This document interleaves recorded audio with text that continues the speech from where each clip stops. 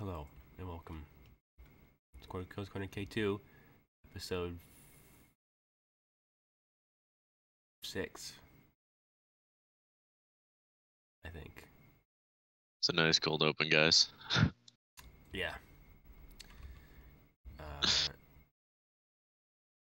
yeah, pretty sure episode 6.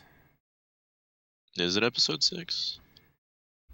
I think. 'Cause I think, did the last mission take 4 episodes to do? Or the first one take 3 or 4 episodes? I want to say 3. I can look. Hold on. I can look at my folder of the K2 videos. It is episode 6. Ha ha ha. I am a genius.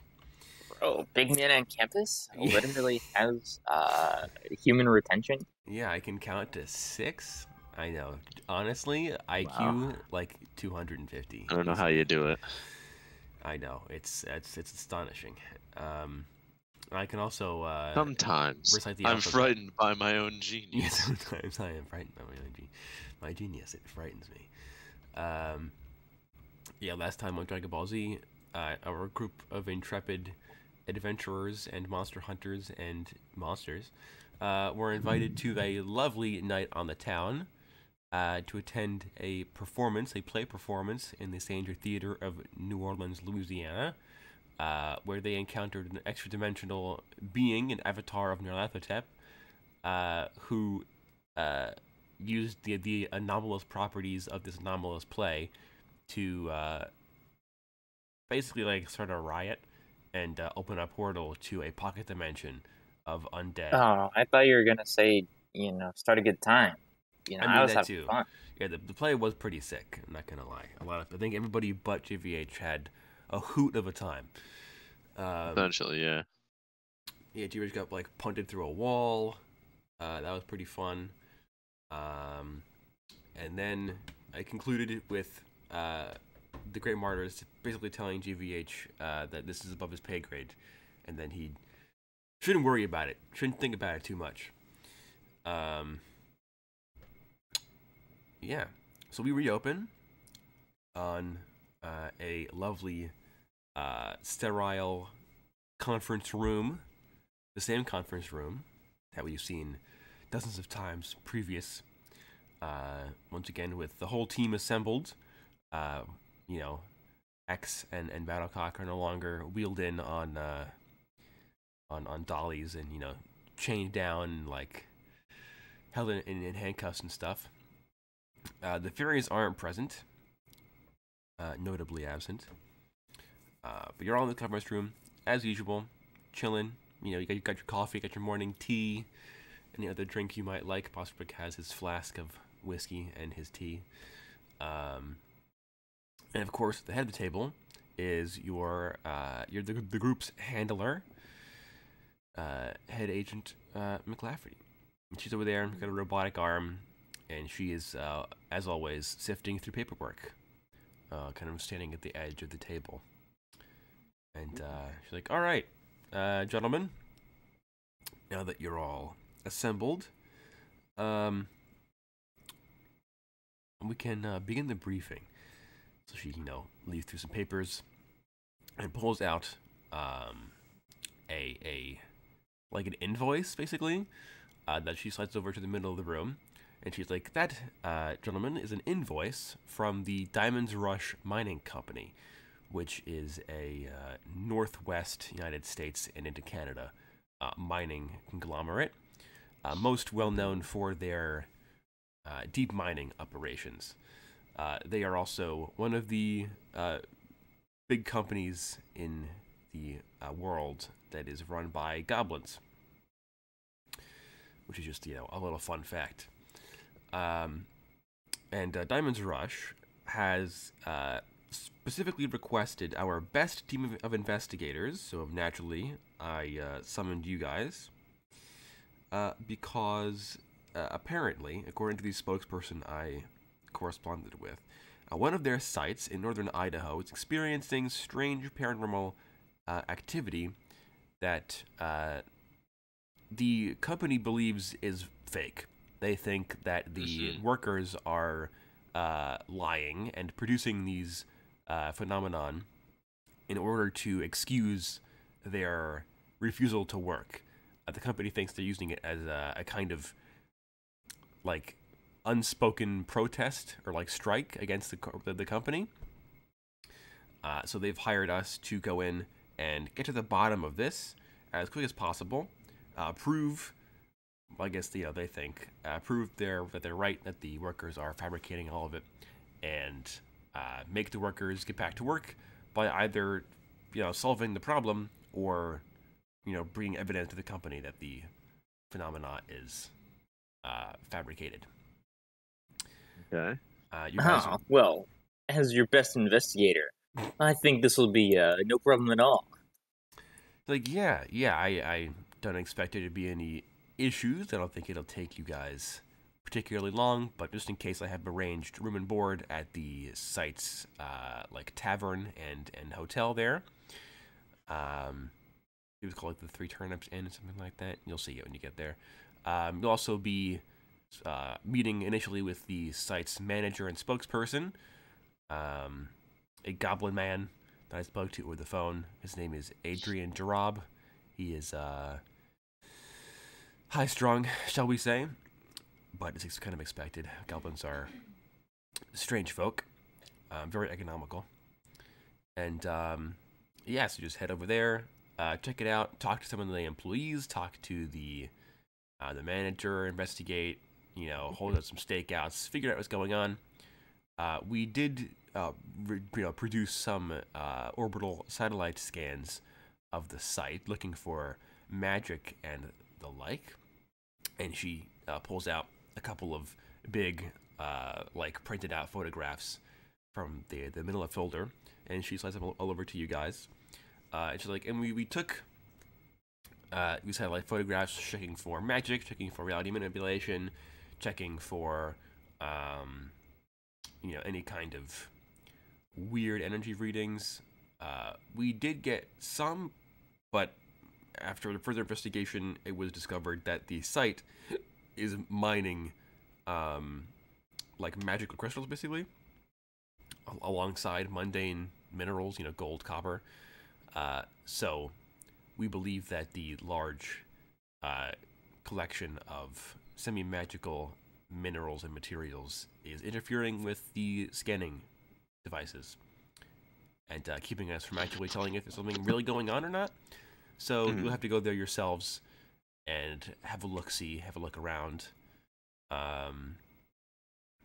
Yeah, that's all I've got. Have any questions? They really don't believe that it's nothing, do they? Because Well, would they really call us if it was nothing? Well, the company seems to be convinced that there's nothing going on. The workers, however, are entirely convinced, or at least appear to be convinced, that there is something going on. So, something probably is going on, if I had to bet. Because some of the things that I were described to me, they could be fabricated, I guess, but it would require a lot of effort. Testimonies that I heard the manager, Mr. Jarab, talk about, whispers on the wind, sudden cold drafts, and drops in temperature, lights flickering out for no reason, objects being moved randomly without anybody claiming to have moved them, scratches along the walls and windows of buildings, feeling of being watched, and far more worryingly, there have been several cave-ins, drownings, disappearances, bouts of insanity, disappearances, and a couple of suicides among the working men of the mines. And the company claims that the workers are lying about the cave-ins and stuff, and the drownings and the suicides, because the workers don't want to be investigated for unsafe practices. So they're blaming their own negligence on ghosts, basically on paranormal activity, or whatever they think is down there or around. Whether or not I personally think that there's something going on, I think there could be, but it's all It's totally possible. Yeah, it's possible that it could be fake, but it's possible that it could be real. We just don't know. The evidence could be fabricated, um, or it could not be, or it could just be a big coincidence. Who knows? But supposedly, they contacted the JPC specifically because they wanted this to be handled as fast as possible and with a degree of subtlety. Uh, just in case something was going on, they didn't want to hire like some random PI from the local village and have him get ganked in a dark, deep mine shaft in the middle of nowhere by like a giant crab or something. Ah, yes, the giant crabs of Idaho. I'm writing that down. The giant burrowing crabs. The giant burrow. I'm writing that down right now. Giant burrowing crabs of Idaho. Burrowing crabs of Idaho, of course. I know a monster I'm adding between sessions. Nice. Spontaneous lore is the best lore. Bro. Absolutely. Cool. So yes, man, the fairies are really missing out on important conversation. They're gonna show next session. You're like, why is there a giant burrowing crab in Idaho? And we're like, you don't know? You don't know about the giant burrowing crabs of Idaho? You don't know the new sensation that's sweeping the nation? Yeah. Giant burrowing crabs. Of Idaho. God, it's best lore. I'm a professional writer. So yeah, yes. You guys have any other questions? Let me know. And if I can't answer them, then maybe Mr. Jarab or the workers at the site can lend some more light. I can say, in terms of backup, there will be none. The site does have. When is there any? Well, there's occasionally some. Like with the theater attack, we got some guys to kind of clean everything up. But in this case, you're literally in like the middle of the mountains, the Rocky Mountains in Idaho. It's like a couple of 100 miles to the nearest like village, basically, like nearest town. The mining site does have like a dozen or so mercenaries that are on the company's payroll, to keep like thefts and to scare away like the wolves and stuff like that. So they are armed with basic rifles and stuff, and they know how to use them. So you guys have them if you needed to, take care of business, I guess, and you guys couldn't do it or couldn't handle it. I wouldn't rely on them though. They're kind of iffy. Yeah, I mean they're mercenaries. On the company's payroll. Yeah. I mean they work for a company willing to like. She's like, okay, and she kind of like leans over the table and she's like, I didn't want to say this out loud. That's why I give you the invoice there. They're willing to make an incredibly substantial donation to our corporation's efforts if we prove that the phenomena is fake. Huh. So that should tell you all you need to know about this company and the people that work for them. So all I'm saying is if you do find evidence something is actually going on, be very careful because these guys might try to cover it up. I'd like to see them try. Like, I know, but just keep it in mind. Like, so some stuck-up CEO is sending for a top-tier team of paranormal investigators and thinks that if we find something and we end up saying something about it, he's going to cover us up. Well, I think they more asked for the top team of investigators to go and investigate this because I guess they figured that you have like the authority to where if you tell the workers that this is all fake, they'll like placebo into believing it. So like even if you do find something and you say that it's fake, then they'll just be like, oh, it's nothing, and they'll go back to work. I'm assuming. Hence the bribe, the very substantial bribe, with like several zeros, like I'm talking like 7 zeros at the end of that number. So it is a large sum of money Okay, I think I get it now. Jay is just gonna start formulating a plan because I don't know if I should tell McLafferty. I probably should, but this may or may not count as corporate espionage. I mean, yeah, let it fly. Okay, so JVH is gonna like put both elbows on the table and be like, "All right, look, we want the money, and we want to find out what's happening. So if we go there, find something, tell the workers, look, we did find something, but we have it under control. Just be a little more careful while you're working. And go in like pairs. Then we get and act like everything's fine.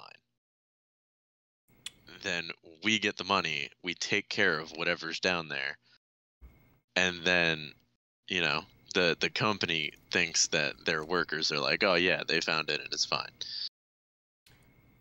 She's like, well, if you do find something and you kill it without telling anybody, or you get rid of it, you know, whatever, you know, killed the burrowing crabs, or you lift the curse, or you, I don't know, bless the rains in Africa, and you fix the problem before the company realizes, and you just tell them, yeah, it was nothing. And yeah, that probably would work. Whether or not it's corporate espionage, no. Fraud, maybe? Because the bribe is illegal in itself, so absolutely. I don't think they would really, you know. I mean, it isn't technically a bribe, but like it's a bribe, so I don't think, like, even if they figured out you lied, I don't think anybody's gonna care. Yeah, as long as like the company only wants their workers to go back to bloody work. They don't care how you do it, because they've already tried to bring in strike breakers and that didn't work. So, and you'll see why it didn't Fair work, enough. because the workers mean business. But you know, they tried that, so they're like, okay, well, what if we like play into this, you know, the hallucinations a little bit, and you know, hire these investigators to do it. So, you know, I she's like, I don't know, the company, because the company could already know there's something down there and just want you guys to go and kill it, or they could not know, or they could pretend to not know, or they could just want your money. I don't know. Well, I mean, we're not paying them anything, are we? They could try to like mug you or something, I guess, but it wouldn't be it wouldn't be worth it. But like I said, this I don't is know. True, yeah. These are goblins, right? They aren't stupid. They mean business. Fair enough. It's like, so yeah, you know, go there, figure it out, do whatever you feel is right. I'll back you up. Sick nasty. All right. Well, any further questions?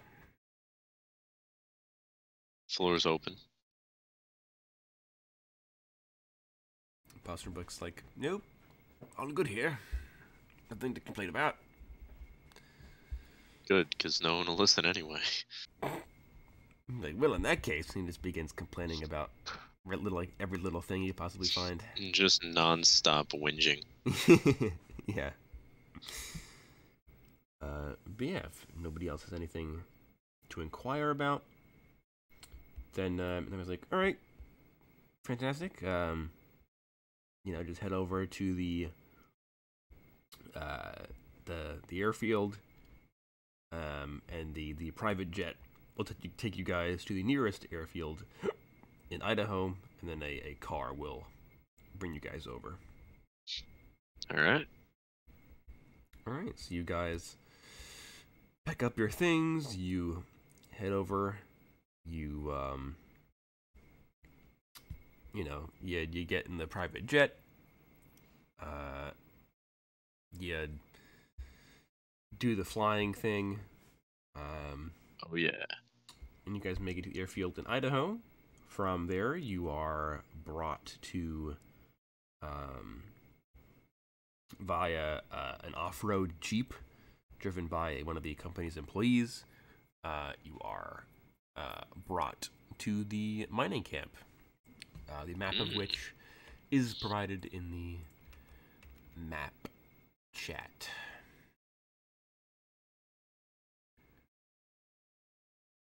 So you can have a quick look at that. You guys will be arriving from that like red bridge over the little waterfall river, bottom right corner, and then you'd be driving up that little dirt road, and then the jeep kind of parks in the initial kind of clump of buildings, and lets you all out with your, little duffel bags of luggage and stuff.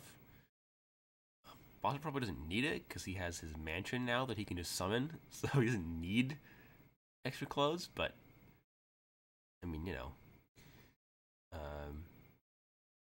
so yeah, Fair enough. because they are let out, and the driver's like, all right, the manager should be around here.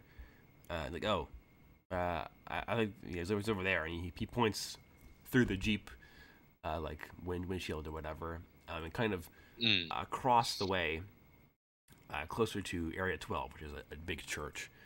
And you see this short goblin man, dressed in, like, a very, very fine, like, custom tailored black suit, little tiny black fedora. He has like a bunch of rings on his fingers and like bangles on his wrists, a big Rolex, a big gold So he's an watch. asshole. Of course. What do you expect? This guy, this goblin man, probably like 4 foot, super short because he's a goblin. He is arguing. Because he's a goblin. Yeah, he's arguing with probably the largest human any of you have ever seen in your lives. This man is built like a barn. Like he's like 6.5 feet tall, easy, maybe even more than that. But like The Rock, like he is super, super jacked. He has 2 big, like sledgehammer tattoos on his forearms. I love it. But they're styled like the like Thor's like Mjolnir, the Norse kind of detailing in the hammers. And it looks he's super big.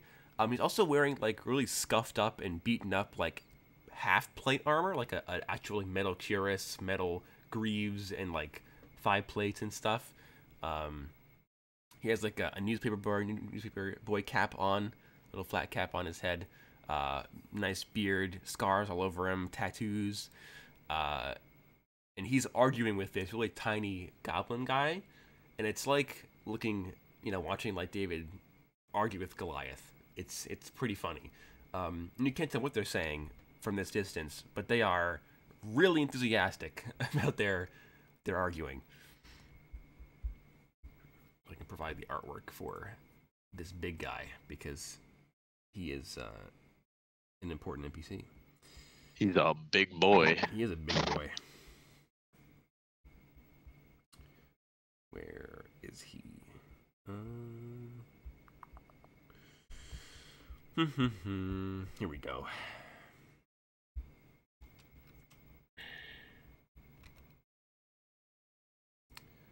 So yeah, that's what he looks like, wearing his half plate. Here. Oh boy, that's Yeah, a big boy. He's a big lad.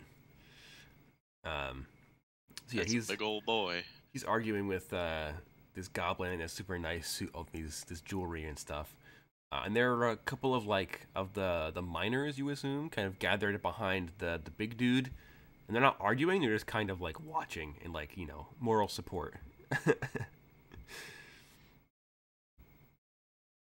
We're here with you, bud. Yeah. So yeah, the driver's like, yeah, I think that's the manager. Yeah, might want to go over there before the shooting starts. And then the driver just kind of puts the Jeep in reverse and just backs up. Like, back down the road. Like, nope, I'm leaving. It's a fat nope. Alright, yeah. I guess we approach now. Alright. So, the 4 of you, if you include Battlecock, walk up to this argument. And as you guys approach, you hear that they're arguing about, the goblin guy. He's arguing for the workers to get back to mining, and the big dude whose voice is like a bass drum. Like his voice is like like inhumanly deep almost. He's arguing with this goblin guy, being like, sir, like, come on, like, we're not going back to work. People have died in the mines. People get like attacked in the middle of the night. Something's going on. People are terrified to leave their houses. We're not going back to work. And the goblin guy's like, oh, you'll go back to work? You're all fired. And the big guy's like, you won't fire us because nobody will work here because it's cursed. And the goblin guy's like, it's not cursed. You're all just lying, yada, yada, yada. And you guys walk up to this argument. And the goblin guy, he kind of clocks you out of the corner of his eye. And he stops mid-sentence. And he turns. And he turns back to the big guy. And he's like, look what you've done. You're scaring our guests. Now, shoo, get out of here. And he kind of, waves with his tiny goblin hand at the big guy. And the big fella, he turns to you guys and he tips his cap. And then he, like, finger with the really loud, like, whistle. And him and all of his guys start walking back across the big field towards the, like this big collection of, like very basic, like, shed huts where the miners live. As he tips his hat, I will give him a like I would tip my hat to you, but I don't have a hat. Yeah, like that kind of nod. Yeah, a little like nod.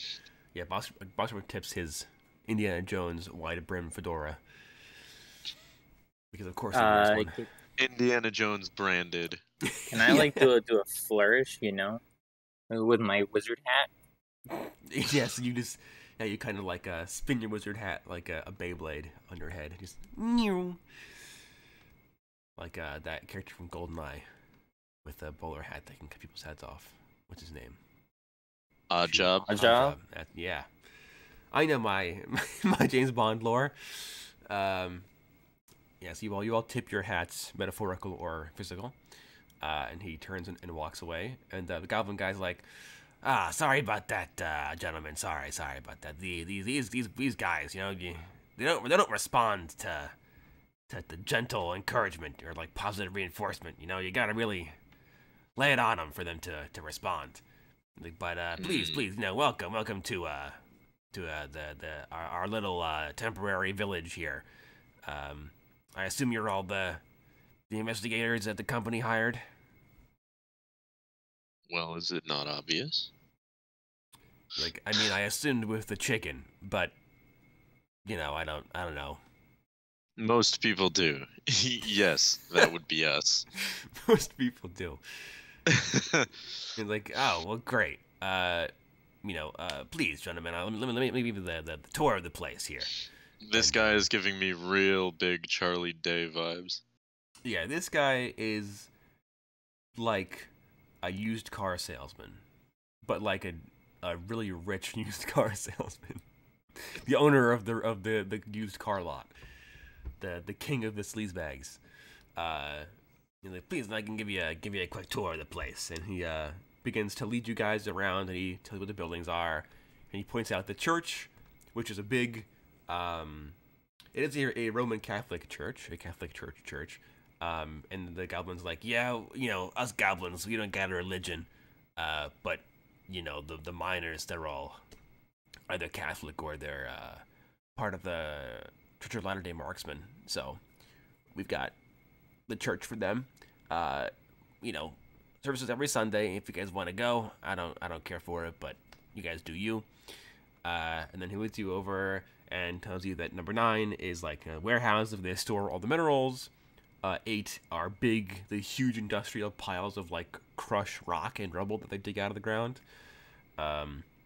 Shows you that where the hovels are. In terms of the things that aren't labeled on the map that I provided, 13 through 17, area 13 is a graveyard, a pretty big graveyard. Suspiciously large, as a matter of fact. Number 14 is the headquarters for the mercenaries. It's like a big watchtower, like barracks for them.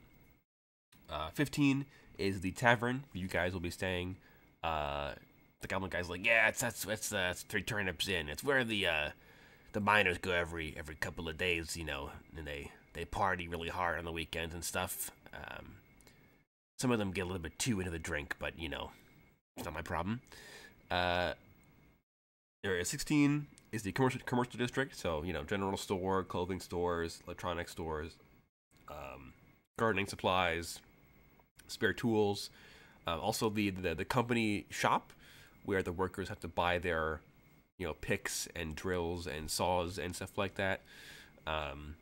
Yes, it is like 16 tons. And this is basically like wage slavery. And then 17 is the manager's mansion. He's like the only like one of the more permanent looking buildings here. It's like an actual like 2-story like house. Very out of place in the middle of this open field in the middle of the mountains, but it looks nice. And then what other areas are different?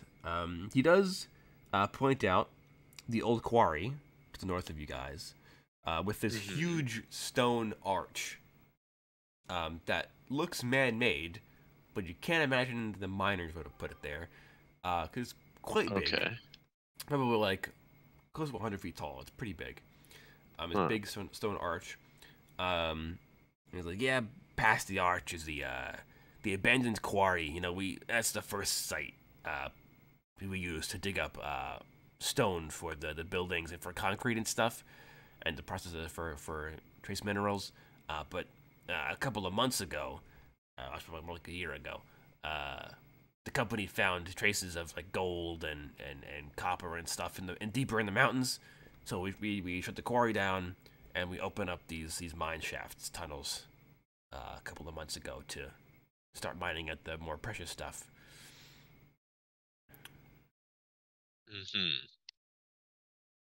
And he gives you the tour. He notably does not outright mention the Druidic shrine that's to the north of the abandoned quarry, but you all see it. Would I be able to point that out? If you wanted, yeah. What's all this about? Like, oh, that's that's some old standing stones. It was here before the quarry got put. It's some centuries old, like shrine circle place or whatever. That like the natives built a long time ago. And when the company bought the land, the CBPA came by and they ordered us to not disturb the shrine. So we built the quarry a little bit over, so we wouldn't disturb the shrine because God forbid, bump into some rocks. Am I right? and he seems to be totally dismissive of the shrine. And he's like, yeah, it's still there. We can't we can't interfere with it because of the conservation laws. It's like a cultural landmark or whatever. So, okay, nobody goes near it. I've not been there myself. But it's over there. I think the CBPA also did like an investigation to see if it was like magic or something, and they didn't find anything. I can give you the records when we get back to the office. Yeah, it's not that important. Some of the workers think it's weird. Yeah. Understandably. Yeah.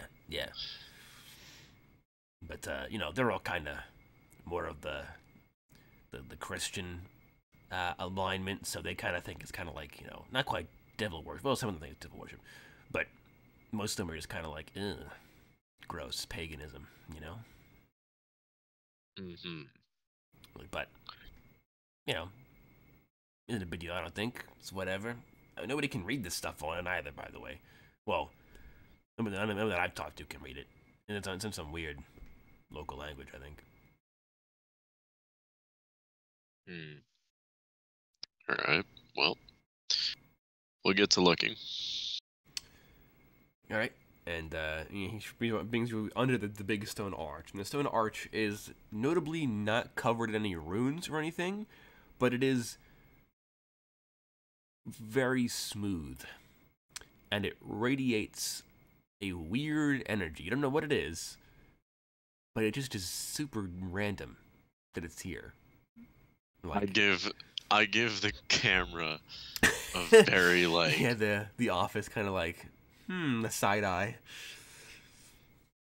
No, like the I am not at all happy about this.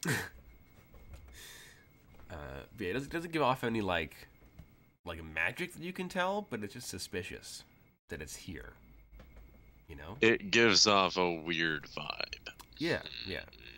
And the Mr. Gerard's like, yeah, I mean, you guys can talk to the, if you want to talk to the employees, interview some of them.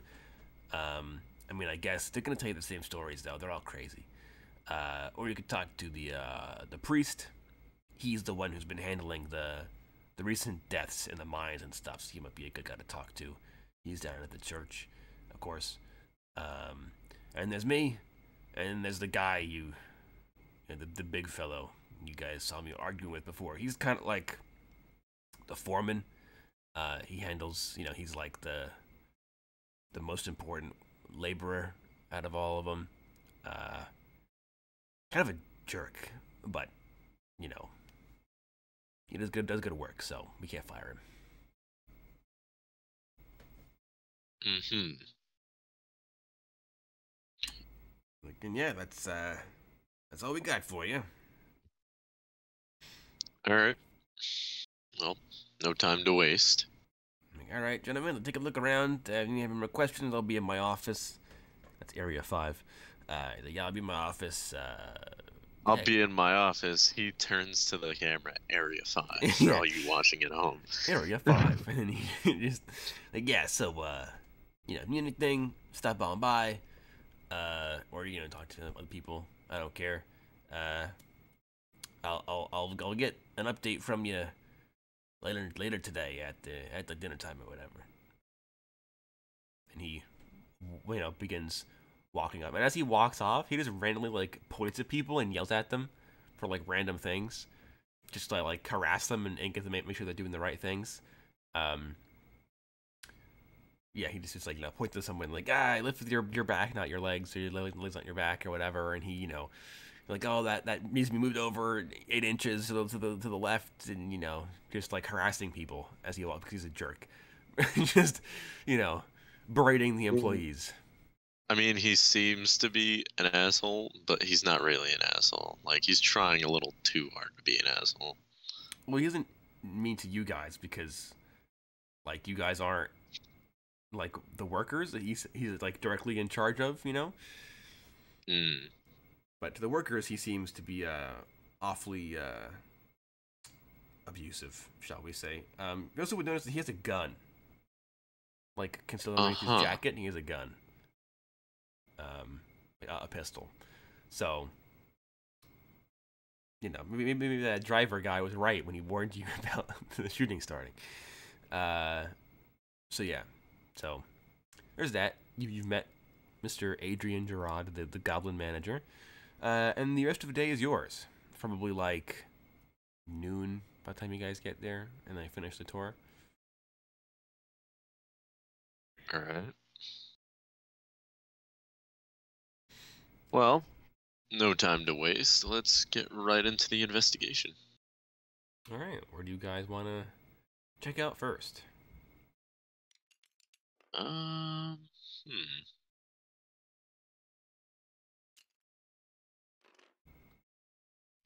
Let's go check out the common house. The common house? Because, like the pub. Their local pub. Yeah, the tavern. Okay. Yes. That's area 15. Cool. All right. So you guys actually have a floor plan for the tavern. Luckily, I did this in advance. So this is the map of the tavern. The old turnip.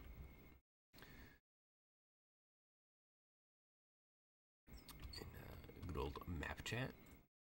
So yeah, you guys approach the front door. And as we approach, I'm gonna say to those, before we start investigating, I just want to make one thing clear. $5, it's the standing stones. All right. Fair enough. Boss Boy's like, oh, well, $10. This is the standing stones, easily. I mean, we're all pretty sure it's the standing stones here. Or it's the arch. That's my second best guess right now. Well, either or. I don't know which one's worse. Bushwick strokes his beard and he's like, well, I mean, druids usually aren't, like, that bad. You know, they're usually, like, generally pretty chill. For my... Yes, unless they're summoning something else. Yeah, so if the arch is like a portal or something, then we have a problem. But it didn't give off active vibes, so maybe it's a deactivated portal or something. But what would that do for our current situation if people are experiencing the anomaly now? I don't know. Ooh, maybe it already let something through. Yeah, it could have. Maybe something weird's going on here. You know what? We'll look around. We'll ask around. We'll see what's going on. Yeah, we can. Fair enough. Who knows?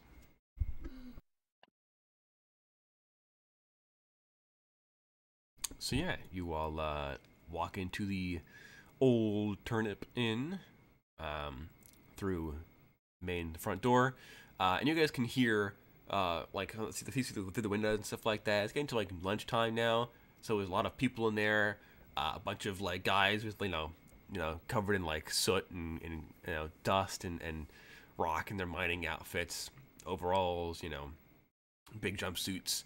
They're all swinging tankers of beer around, bottles of beer, singing, have a great time. You can hear like the music and the revelry coming from outside through the warmly lit windows, and you all saunter through the front set of double doors, and you find yourselves in this big, grand, warm tavern hall because it is pretty chilly outside. You're in the middle of Idaho in the mountains.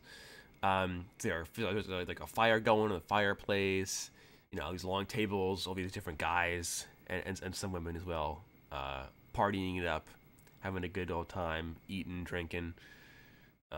There's the guy behind the bar, the bartender, human guy, looks relatively generic, handing out drinks and stuff, humming to the song that's playing. And you're all in this time. You do see the off across the room at one of the long tables is that big dude that you guys saw before, and he is surrounded by like a bunch of other guys leading an arm wrestling contest, and he appears to be obliterating everybody. Just like easy, no effort needed on his part. He's I know dude. Who's gonna take part in that. Battlecock. Yes. So yeah, the tavern is yours. Alright, well, first things first. I'm going to walk over to the bar. Alrighty, you walk over to the bar, and the guy behind the counter is like, hey there, stranger, haven't seen you before. What can I get you for? What do you have on tap? Oh, we got a few choices of beer, we got some whiskey, we got like soda and water if you're feeling kind of weird. Sure, that works fine. And he, walks over, pours that for you, pops it down in front of you, and like, so, I saw you and your compadres over there sauntering a couple seconds ago, and Are we back in Mexico right now? We're down in good old Mexico, the opposite side of the continent. That was where the portal actually goes to. Bro, the giant burrowing crabs of Mexico. Dude, that's what all these good Christian men are afraid of. Immigrants. Oh, you know it.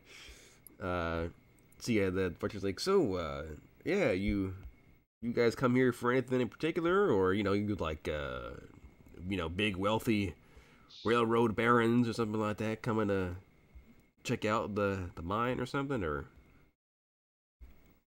We're here. Yes, indeed. We've come to tell you that we're your owners now. You see. Make me a charisma check to lie to this man, because you're just as a wizard, and you come in here and you're like, oh yeah, we bought this place. I got a 4. Okay, you got a 4. That's a fail, I'm pretty sure. And the bartender's like, he kind of ha laughs it off. He's like, oh yeah, I'm really sure about that, buddy. You and your your chicken over there definitely seem like the kind of folks to purchase a mine. Like, of course, don't you know? Chickens are burrowing animals. That's cursed. Burrowing chickens of Idaho. So cursed. God. I'll speak up and I'll be like, no, we're here to investigate your mine problem. Like, oh, you guys are private eyes coming to check out the weird happenings that have been reported around the shop, eh? Essentially. Like, well, good luck to you. Do you guys think it's legit, or are you on the company side? Well, if it's substantial enough to ward off a bunch of workers who have no other reason to fake a story like this, then I think it is a report of substantial cause. I'm like, oh, well, glad to see that you're on the side of the people then. Corporations may think that we favor them because they give us money, but that is not the case.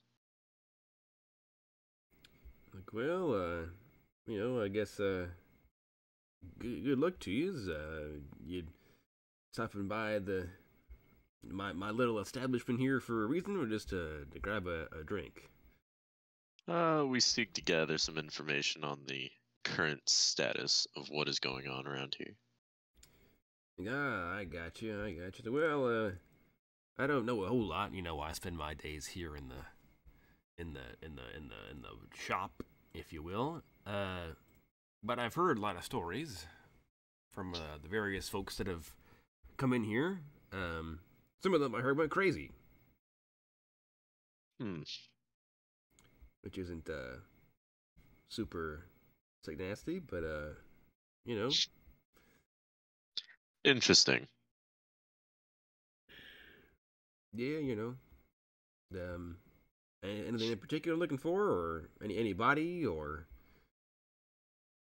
Well, I seem to notice that man over there, and I'll point to the big guy doing the arm wrestling. I see that he seems very passionate about his workers. What can you tell me about him? like, oh, he's the foreman. His name's Mason Anvil. Very, very specific name. How topical. Yeah, I don't know how he got that. I don't think it's real, if you ask me, but I don't inquire because he scares me. So there's that. But he's the foreman. He's also like one of the only spellcasters that we've got on the property. Interesting. Yeah, I mean, no, he doesn't quite look like the magic-y type. Not like your friend here, and he points to X, the wizard. I mean, no offense, buddy, but you're kind of... You're kind of sticking out like a sore thumb. I mean, this is really the kind of place for your kind of folk. But regardless, yeah, so he's, I know that the foreman don't look like a spellcaster type, but he is, I assure you. He's, I think he said I mean, if you ask him about it, he probably will just tell you that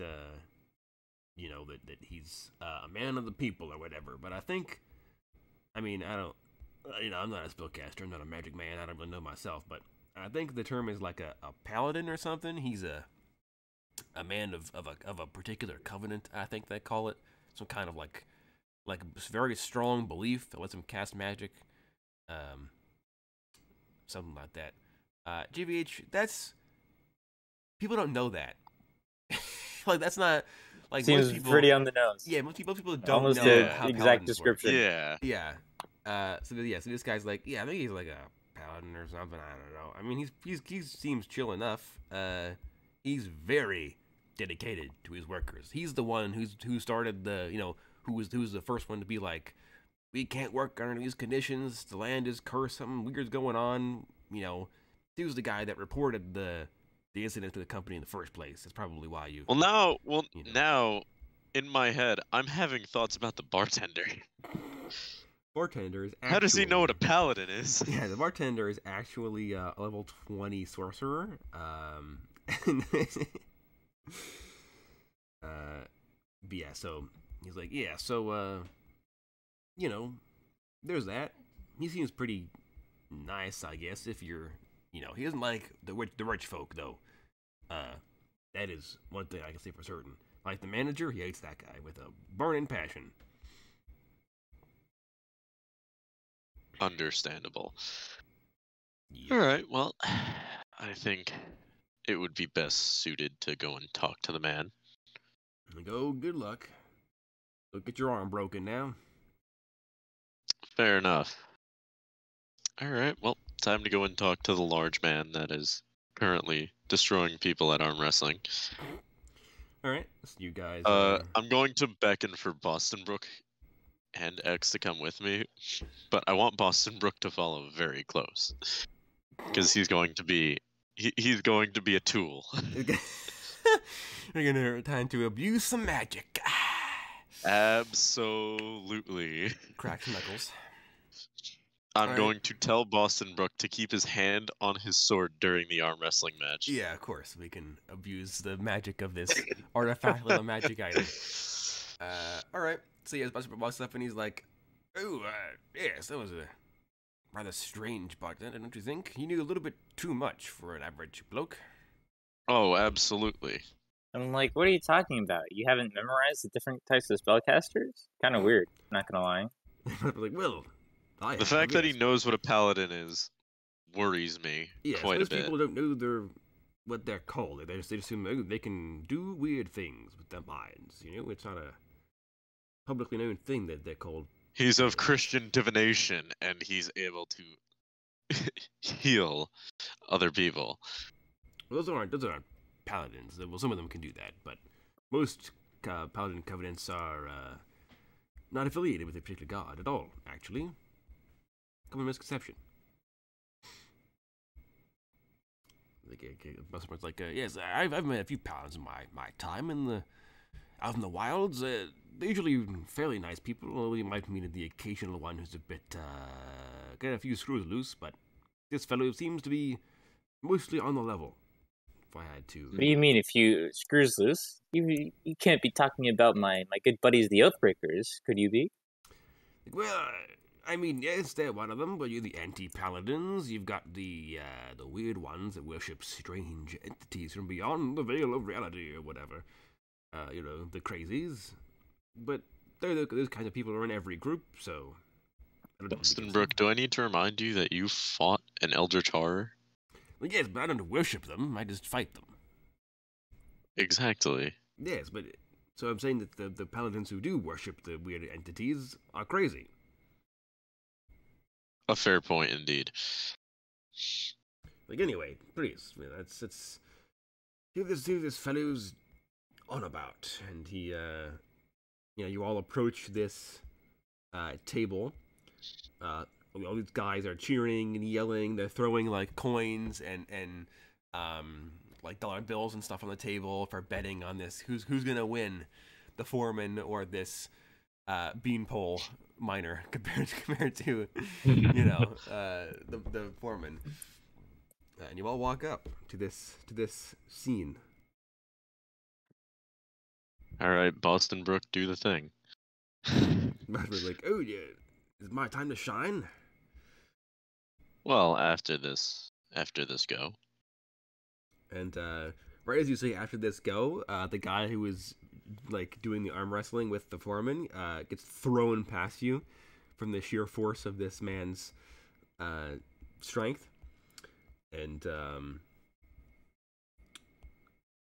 Buster's like, oh well, if I didn't say so myself. And he walks up and he kind of like flicks his wrist, and like a bankroll of cash appears in his hand, and he plops it on the table in front of the foreman. It's like, that right there, my friend, is $10,000 in one single bankroll. And he's like, if you win, you get to keep it. If I win, I get to ask you some questions. And the huge guy, he looks at Boston Brook and he's like, and he sizes this old man up, which is hilarious. He sizes this old guy, and he seems confused for a second. He's like, what is this old man trying to fight me for? And he's like, all right. And he's like, sure, old guy, whatever. Your loss, I guess. And he, moves the bankroll of the money aside, and he puts a huge forearm on the table, and Bossbro takes his seat, and he grabs Life's Limit under the table, trying to be subtle, and they, clap hands, and they begin to do their arm wrestling thing. I'm going to make them a roll off. Best two out of three. Ooh, Bossbrook wins the first round. Bossbrook got an 11 versus the Foreman's 10. So Bossbrook, they begin going, and Bossbrook is he looks like he's about to win. Like he's starting to go over there, starting to win in his favor. We'll see if he can pull it off a second time. Oh no! Now the Foreman gets an 8. Well, actually, Foreman gets a 16, and Bossbrook gets an 11. So Bossbrook starts to win, and then you see the Foreman, like his face start clawing back. Well, he's just like totally unfazed as he begins to lose, and he just like, huh, and then he begins to like easily move it back over to even Stevens, and Bossbrook's like, oh, jolly good, a challenge, I like it, and oh my lord, the Foreman gets a 17 versus Bossbrook's 11 again. So the Foreman is now winning a little bit, halfway to winning. Bossbrook's like, oh, you're a big bloke. The Foreman wins again with a 12 versus Bossbrook's 9. So Bossbrook wins in the beginning, and then the Foreman just very readily overpowers him and just, and he smacks Bossbrook's arm on the table, but doesn't like throw him off the table because Bossbrook is shockingly strong for a 70-year-old man. And everybody's like, yeah, they all cheer, and Bossbrook's like, yeah, whatever, and he tosses the bankroll of cash over to the Foreman, who catches it, and he like, the Foreman doesn't cheer.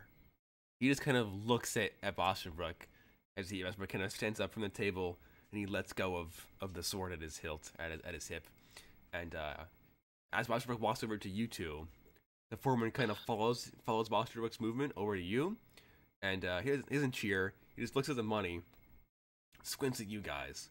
And he's like, all right, guys, that's it for now, whatever. I gotta go get another round.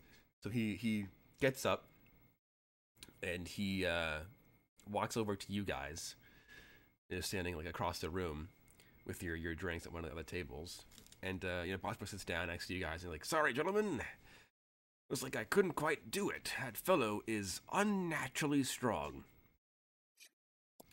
And fun. I'll look over, and do I see the Foreman getting up? Yeah, he's eyeing you guys, and he is getting up from his bench seat and approaching. Like, we can walk over. Well, you might have lost the battle, but you might have won us the war with that little play. Exactly, which is what we need, Boston Brooks, so you've played your role perfectly. And he's like rolling his shoulder out, and he's like, well, certainly hope so. A bit of a hit to my pride, though, and as he says that, the Foreman, reaches your guys' table and like. Before he gets there, I'm like, Boston Brook, pride is temporary. And like, I suppose.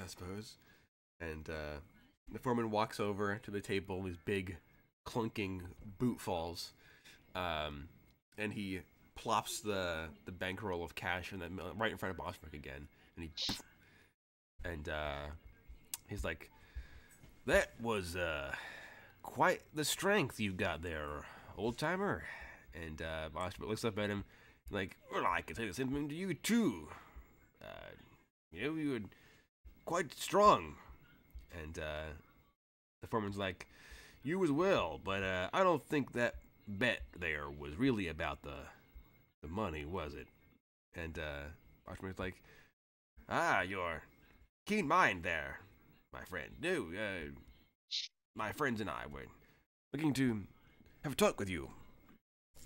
And the foreman's like, yeah, I figured as much. You guys don't strike me as the mining type, he says, looking at the chicken. I'm like, what? You don't know about burrowing chickens? I wonder what could have ever given it away. And the foreman's like, no, I've not heard of burrowing chickens, but It's actually quite the sight to see. he's like, you can color me morbidly curious. But yeah, so you said something about asking me questions. Like I don't feel right about taking this money from an old man I just beat in a wrestling contest. And Marshmallow's like, what do you mean, my friend? I made the bet and you won fair and square. And the foreman's like, yeah, but I mean, and he kind of like tries to gesture to Bosterbrook. He's like, yeah, but it wasn't a fair fight.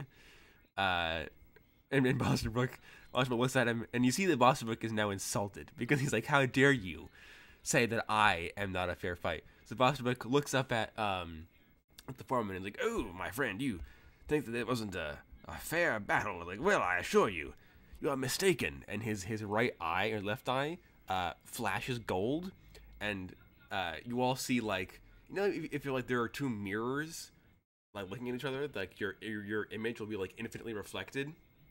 Right. That happens. Bosterbrook is cloned, like, and the back wall of the room extends, and like a bunch of Bosterbrooks appear sitting in the seats behind him. And he's like, I assure you, my friend. Wow. He's like, it was very much a fair fight. And the foreman's eyes go wide, and he backs up. He's like, ugh. And he's like, oh, Now, now Boston Brook, let's settle down. And looks like all of the heads look at you, and their eyes are glowing gold. It's like gold, like wispy smoke is coming out of it. He's like, oh, I'm kidding. And the eye stops, and the reflections all snap back into place. I'm like, please, my friend, please have a seat. And he taps the wooden bench next to him. And the foreman is definitely like not scared, but he understands. He's like, Right. He takes a seat. He's like, well, mentioned someone wanted to have a chit chat with me. Indeed, we did. We would like to talk to you about the recent goings on. Like, oh, are talking about the the strange occurrences. Indeed. I'm like, well, I mean, I will also at this point offer him something to drink. like, oh, well, I can pay for myself. When in Bosterbrook, he just kind of like looks at the foreman, and he mage hands the $10,000 roll over to the bank to the bartender. It kind of flicks it over, and it floats over to the counter. And I'll turn back to him and I'll be like, we insist. And foreman's like, he puts his hands up. And he's like, whatever, sure. And the bartender looks at the bankroll that appears on his counter, and he's like, what? And like he like freaks out, and he like eyes go wide, and he steps back, and he's like, what? And goes to Bosterbrook, and Bosterbrook gives him a thumbs up across the room, and the bartender looks at him like, what do I do with this? Like, what am I supposed to do? And Bosterbrook's like, around for the table, please, my fine man. And the bartender's like, with that, he could do a round for the bar and not even make a dent in that. Yeah, exactly. The bartender's like, what? This is way too much. And bartender's like, he kind of waves him off. He's like, please. And the bartender's like, sure. Use it until the tabs are paid. Yeah. So he's like, sure. and the bartender just yells out, everybody's drink for the whole night have been paid for by this fine gentleman, and the whole bar, hey, and they all cheer and clap and hoot and holler, and Bostock's like, my pride repaired. I'll turn to the foreman, and I'll lean into the table, and I'll be like, "We are from a company of, supernatural persuasion. We come to, how should I put this? Mystically involved locations, and we investigate, and if there is a problem and it is something that we can handle, then we take care of it. So what would your problem be?" Like,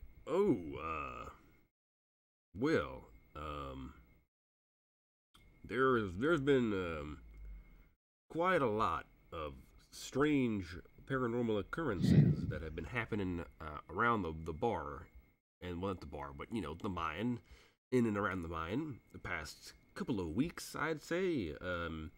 People have been hearing scratches at their windows and in the walls, whispers on the wind, drafts. Things have been moved around or gone missing. There have been claims of shadowy people, in the tree line watching everything, or silhouettes on the top of the mountain. There have been reports to me about whispers and hallucinations happening down in the mine shaft, cave-ins that have occurred where there shouldn't have been cave-ins. I take great pride in my safety standards with my workers, and to have this many accidents in a 2-week period, entirely unheard of. The statistics of it alone are preposterously low. There's been cave-ins. A couple of men have drowned in the underground river that runs through part of the mine, which also shouldn't have happened because there's a bridge with railings and stuff. There have been a couple of suicides, and a couple of men went mad, and we never quite could get out of them what happened, because they were so rambling and incoherent. They were sent over to the asylum, a few 100 miles away from here. Yeah, a lot of weird stuff. I see. Now, these shadowy people, do they have a certain... Can you give me a description? From what I heard, they were just shadowy figures, silhouettes, and half obscured by the tree line, kind of never quite in the light, so you can't tell who they are or what they are or whatever. They look humanoid enough, vaguely like I guess, average height from what I've heard. Look like people, but just you can't, they're silhouetted by the shadows, the leaves and stuff. People also reported like rustling in the bushes or like whispers in the forest. People have heard, strange things. People get weird chills and like cold drafts where there shouldn't be. The shadow people, I've only heard a couple of reports of them, but most of the time I've heard them like in the outskirts of the mine, like where the tree line is, like across the road and stuff like that, like a ways away from the actual the compound. As you start to get on that road and leave, go back to town, there's I've heard some stuff about like the delivery drivers and stuff that will see figures in the tree line or like in the trees or stuff like that, or there'll be these figures that are walking along the car with them or whatever in the tree line following them. I never got a real description besides they look vaguely humanoid and they're silhouetted. They're like dark.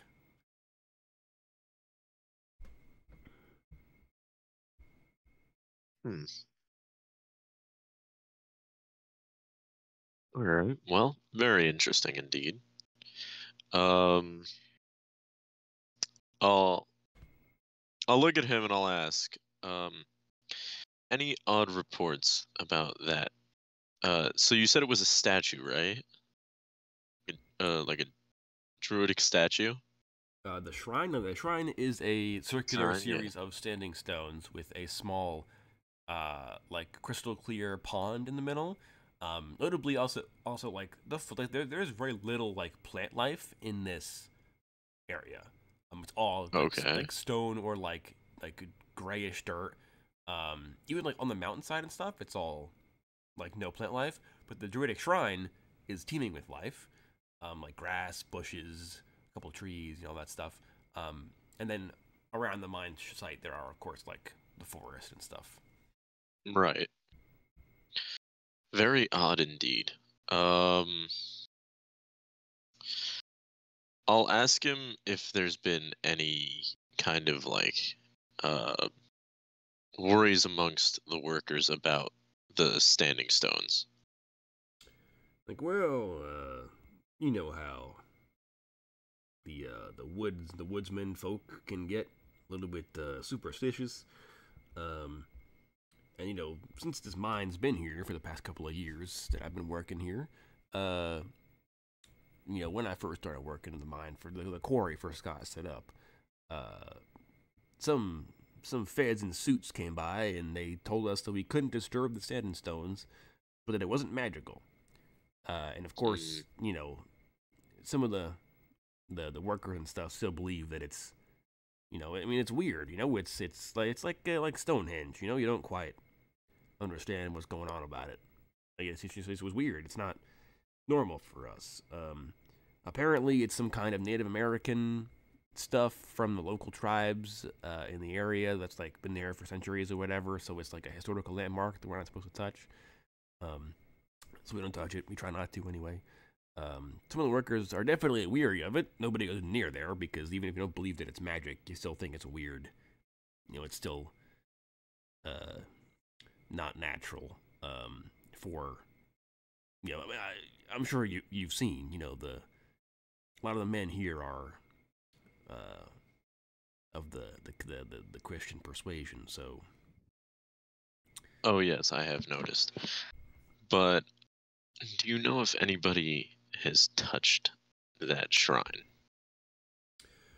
like, not to my knowledge. I mean I can't say for sure, but I haven't heard that anybody's gone over there and poked the weird rocks anytime recently. Anyway, Hmm.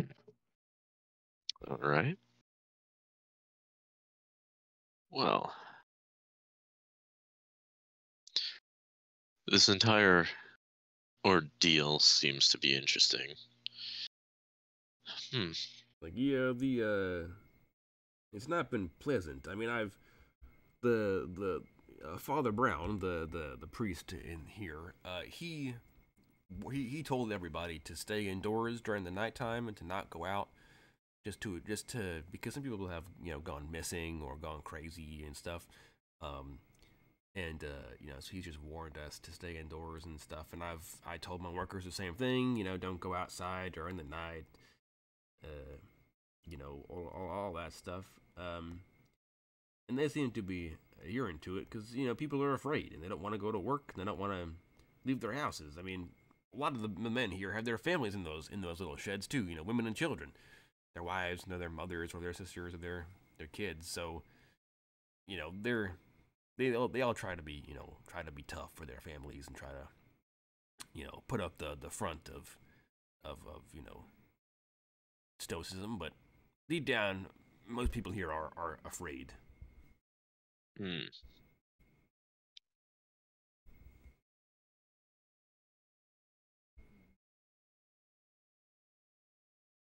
Well, I can assure you that soon enough and in due time, we will have this whole situation sorted out. All I ask is that you have your men take more precautions around the mine while we do so. Of course. And if you folks need to get down into the mines for any reason or into the quarry or anything, just find me and I can lead you guys down there. The mines are a bit labyrinthine, so don't want you guys getting lost and getting eaten by a burrowing chicken or something. He says, pointing to Pedalcock. We very much appreciate your cooperation. Of course, anything to help keep my folks safe.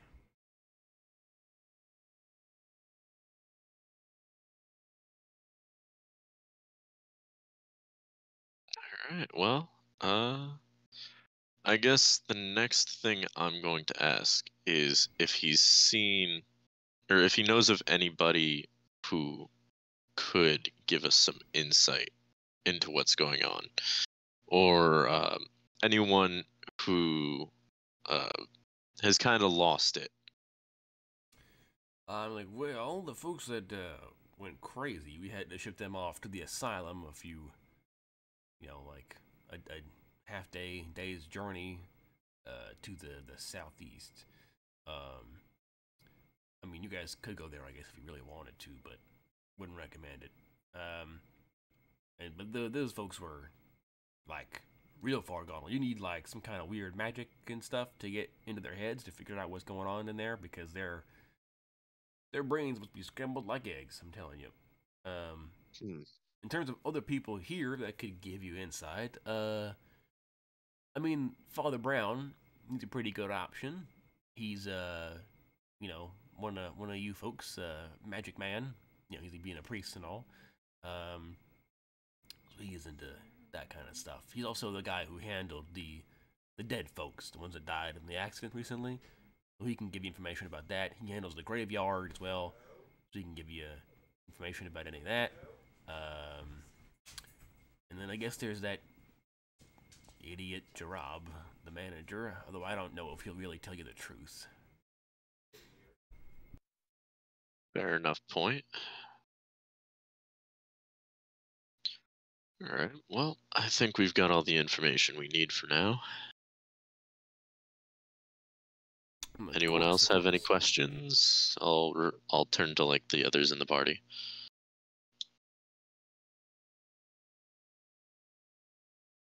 Buster Butt's got nothing. He's just enjoying his drink. Understandably. I think I'm going to be at the bar, like barely paying attention.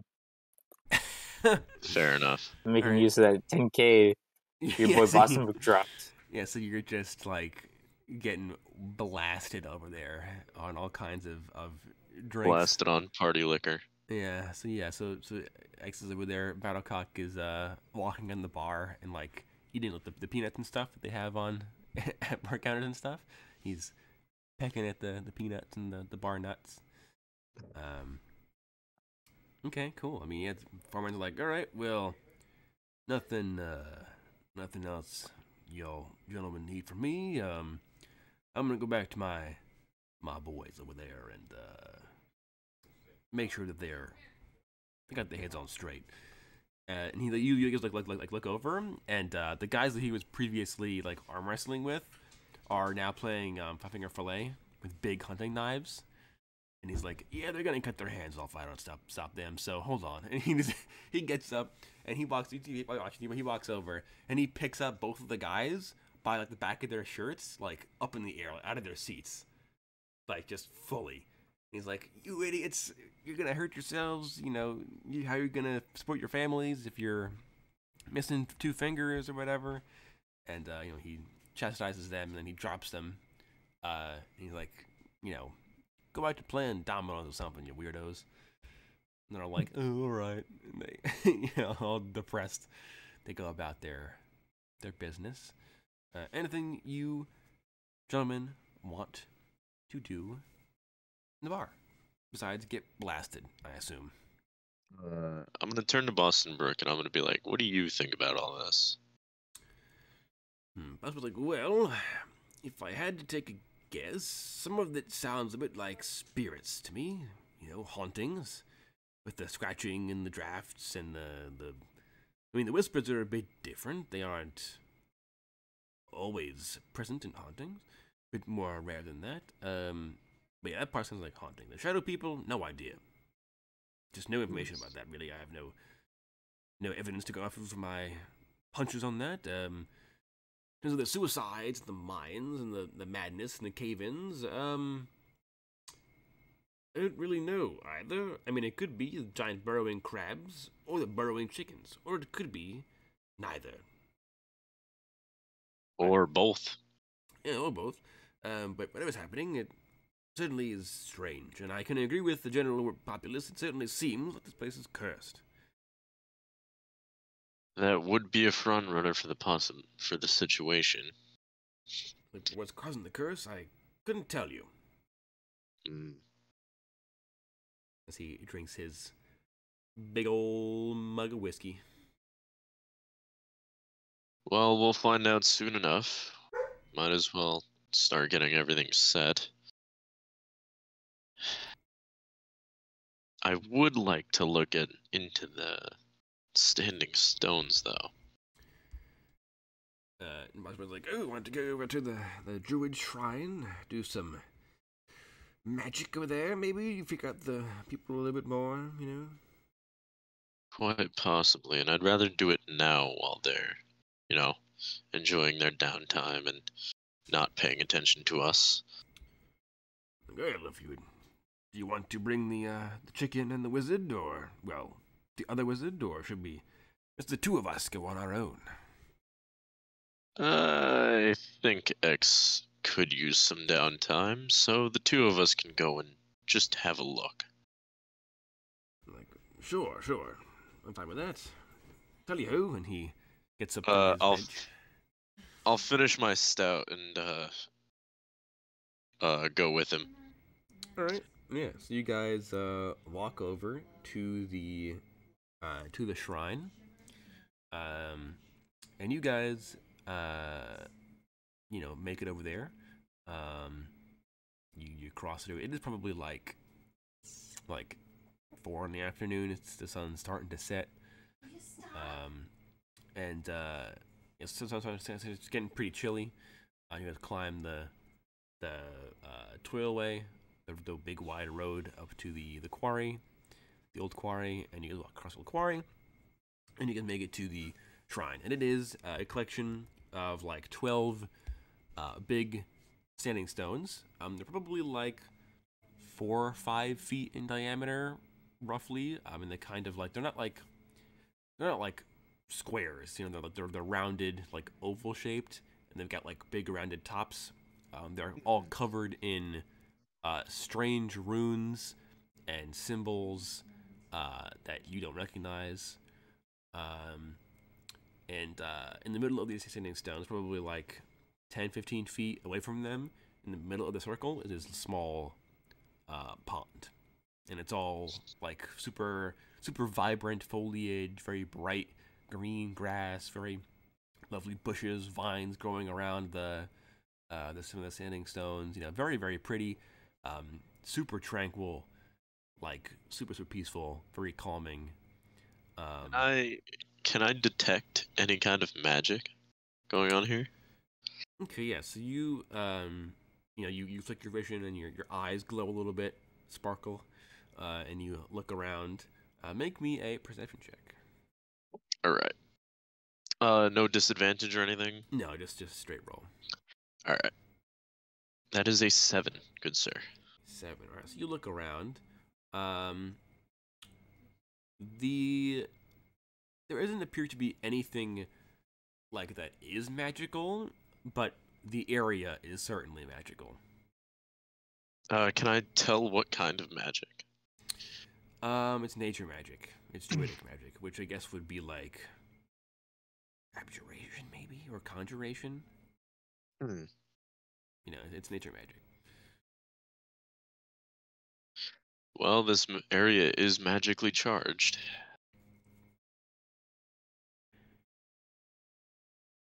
Yeah, you notice that the magical, this kind of nature magic, this kind of vibrant neon green nature magic, is intermingled with this kind of passive, untyped magical energy that is probably that interference from the magical minerals and stuff that Freddy told you about.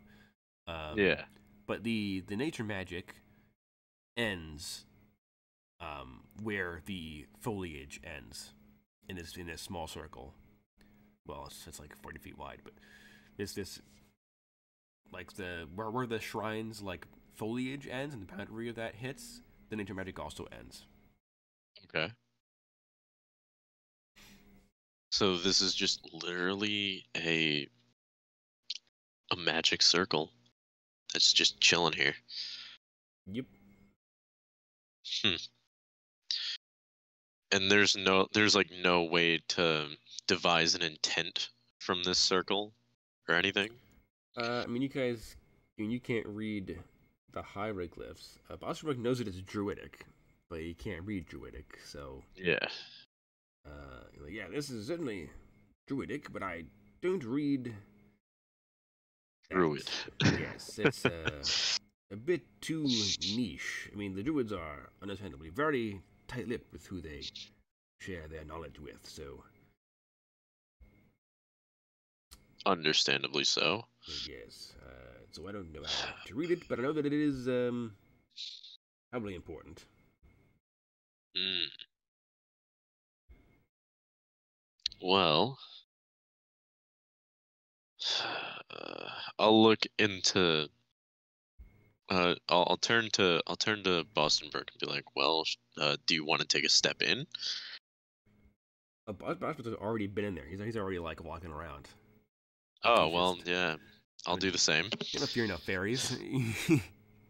He's there like any ent or anything. He's a magic man. So you guys walk around.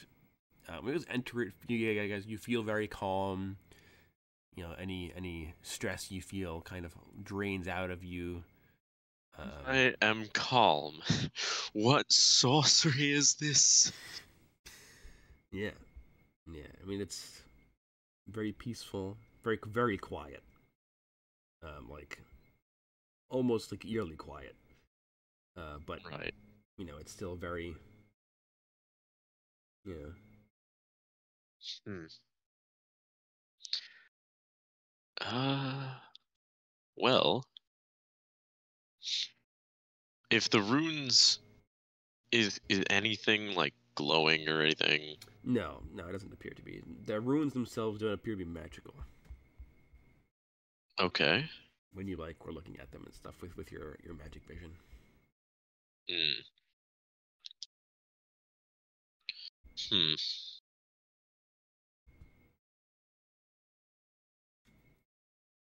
Hmm. Well, I can't seem to glean anything more from this. This is definitely a mystery, though. Hmm. Indeed. I'll turn to Boston Brook and be like, well, shall we go investigate the surrounding area for the shadows then? See if we can see anything? You're like, well, that sounds a. Why am I saying southern all of a sudden? Like, well, that sounds a bit more dangerous, don't you think? I don't think shadow people would, sound particularly benevolent and friendly. Well, as long as we keep our distance and just observe. Well, I suppose. Would you recommend? Are you going to take a more stealthy approach to this, or are you just going to go wandering over the countryside? Uh, I think we can just meander and possibly have something find us or find something. Boston Brook, I've never known you to be so tame. Like, well, this is an unknown threat we're facing. It could be a demon or something for all we know. Well, if it is, I fear for his life. As I pull out my lighter. Muslims like, yes, of course. Like, well, going to split up then, or do you want us to, take our own, go as a duo, or divide and conquer, as the saying goes? Well, you know what they say, the best work is done in teams. Very true. Two heads are better than one, and onwards, and he begins And to. two swords are more ready than one. You're like, yes, very true, very true. Words of wisdom to live by. And he begins to walk, down like away from the shrine and into like the tree line that sits across the way from the shrine. I will join him. Cool. You guys doing that? cut back over to X and Chicken Companion. Uh, what are you guys getting up to? Anything in particular? Just having a blast. I'm Summer going loving. to carouse, hang out with the miners, do some party tricks with the magic, maybe sneak in a question every now and again about some shit they've seen in the mines, where it happened, etc., etc. Okay. Make me. Actually, no, make you guys are they're willing to talk about what they've seen. Okay, so you're seeing some questions here and there as you're, doing like fire bending magic, basically. Doing like tricks, vape tricks, basically. Um, and yeah, you found some questions. A couple of them, say that they've heard, like voices and stuff down the mines, like echoey voices. They've heard like screams. They've heard things like in the walls. There have been strange drafts in like cold spots It's where the there shouldn't draft. be. Yeah, just the draft. Or like wind coming from like. One of those is that they felt like strong cold gusts of wind coming from deeper in the mine, even though that shouldn't really. I mean, I guess Possible. it could be because there's like the underground river and stuff, but it's unlikely to be that strong and that like difference in temperature. Um, they don't claim to have seen anything like physical, like I saw a burrowing crab in the tunnels. No, but a few of them do say like, oh, um, I've heard that like Voice.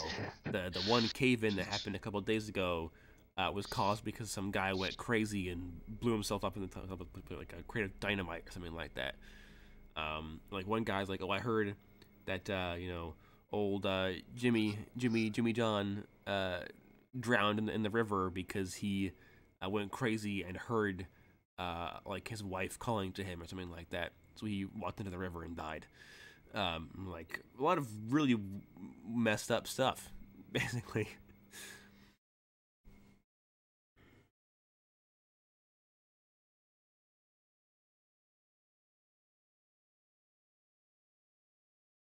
Yeah, that's the general gist that you get. Well, it's nothing a glass of hard liquor can't wash away. You know what I'm saying? And like, oh yeah, for sure, man, for sure. And they just, keep downing a bunch of bottles of alcohol. The tab being paid for the whole day is really getting these guys into the partying mood, as one would expect.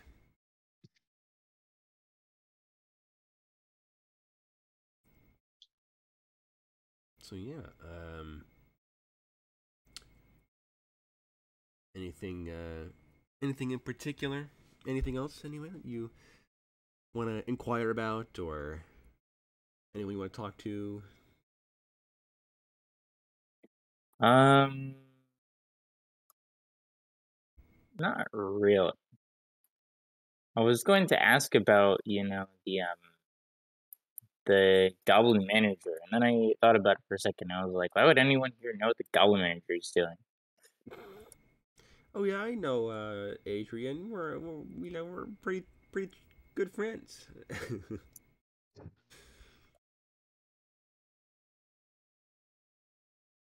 So yeah, that's it for now. All right, cool. In that case, I'll have Boston Brook and GVH both make me perception checks. Which check? Perception. Boston Brook got a 10, so What check am I making? perception. Ah, okay. I as well got a 10.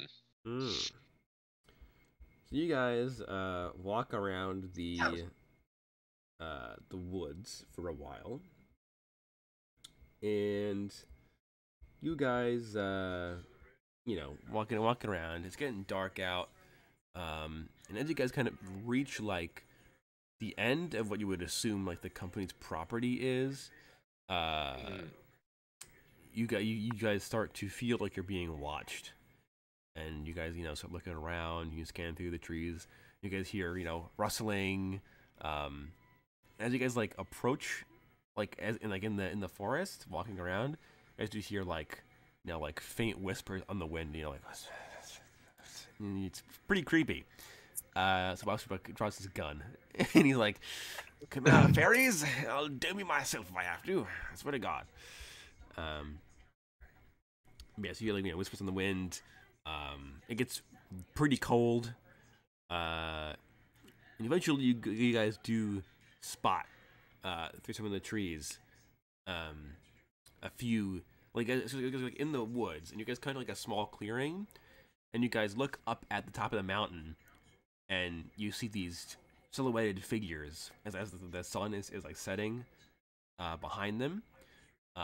These a couple of like half visible dark shapes, humanoid shapes, like staring down at you. You're like, it's kind of creepy.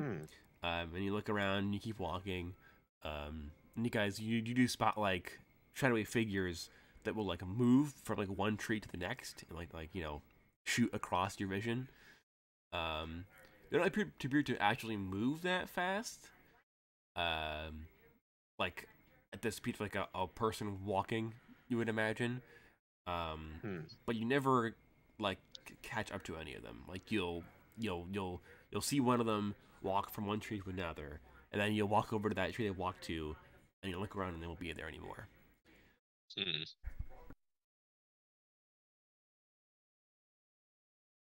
It's interesting.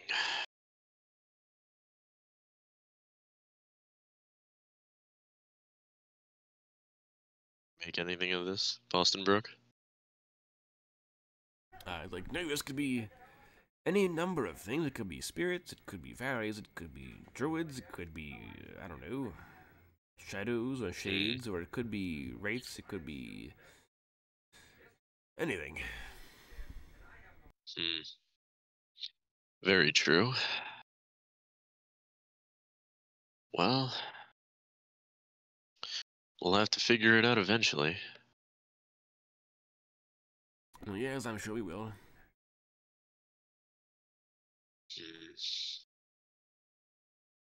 This is rather worrying. Without knowing what we're dealing with, well, I guess you could say we're sitting out in the dark.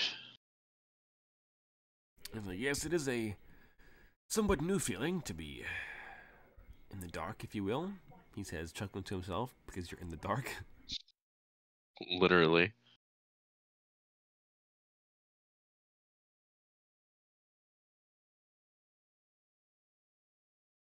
Well, nothing we can't solve tomorrow. I'm like, yes, I suppose you're correct. Should we head back then, or keep walking around in this creepy forest? I think we can head back for now. We've done quite a lot of investigating for today, so good information on all accounts. Yes, you guys head back to the site. Leave the forest. You guys stop hearing the whispering and all the creepy stuff. Then you guys. JVH is going to like keep a spare eye on their backs. Yeah, of course. You guys aren't followed. You don't think? Sick. So you guys make it back to the cave, to the mine, and the settlement around it. Back to the tavern, or? Yeah, we'll go back to the tavern and claim X. Okay, so you guys walk inside. And you guys see X is doing like a fire juggling act with like fireballs, and then like on a table and stuff. And there's like a bard in one corner, like vigorously strumming a guitar, playing the music, and X is like dancing along and making like the fireballs like change shape to be like to follow with the lyrics of the song and stuff like that.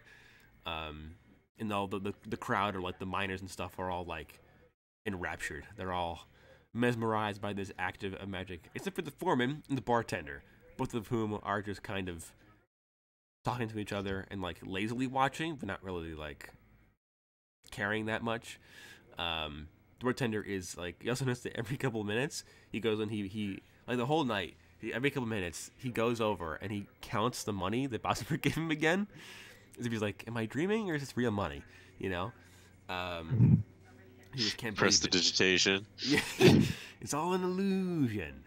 No, so yeah, you know, you guys walk in, see X, the life of the party. Battlecock is dancing around his feet, walking around, you know, doing a little chicken dance.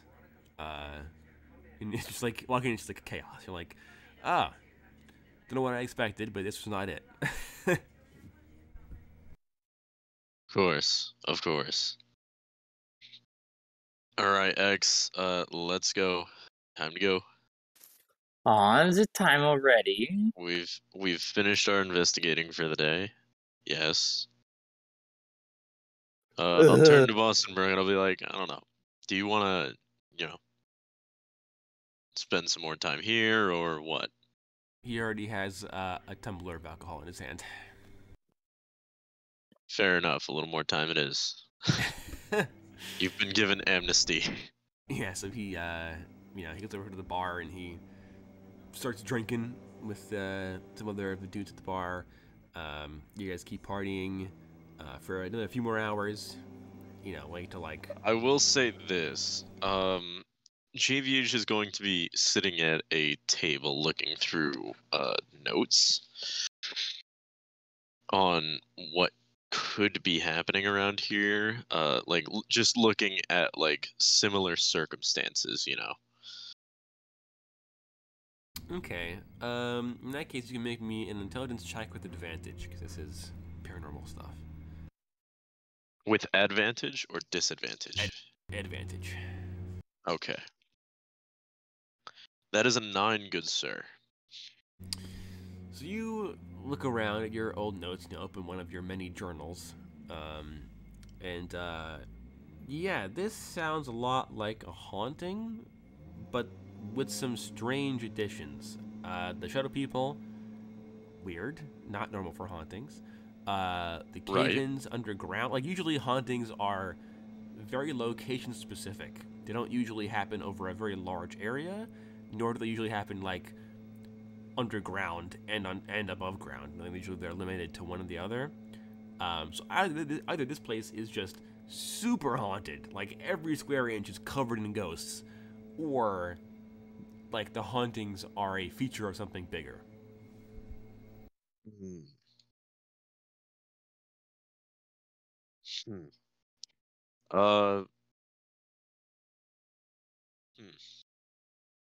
Definitely an interesting finding. What I will do next is I'll probably end up sharing that information with Boston Brook at some point in the night. Okay, yeah, Busterwick, he immediately joins X and stuff, making like magic stuff appear. So like he captures vegetation, Of course. makes like sparks and fireworks and weird noises and amplifies his voice and you know all this stuff. He's carousing as well, having a like he's like using like mage hand to make like Battlecock like fly. Perfect. It's very strange. Yeah, so you like pull him aside and you're like, stop messing with the chicken for a second.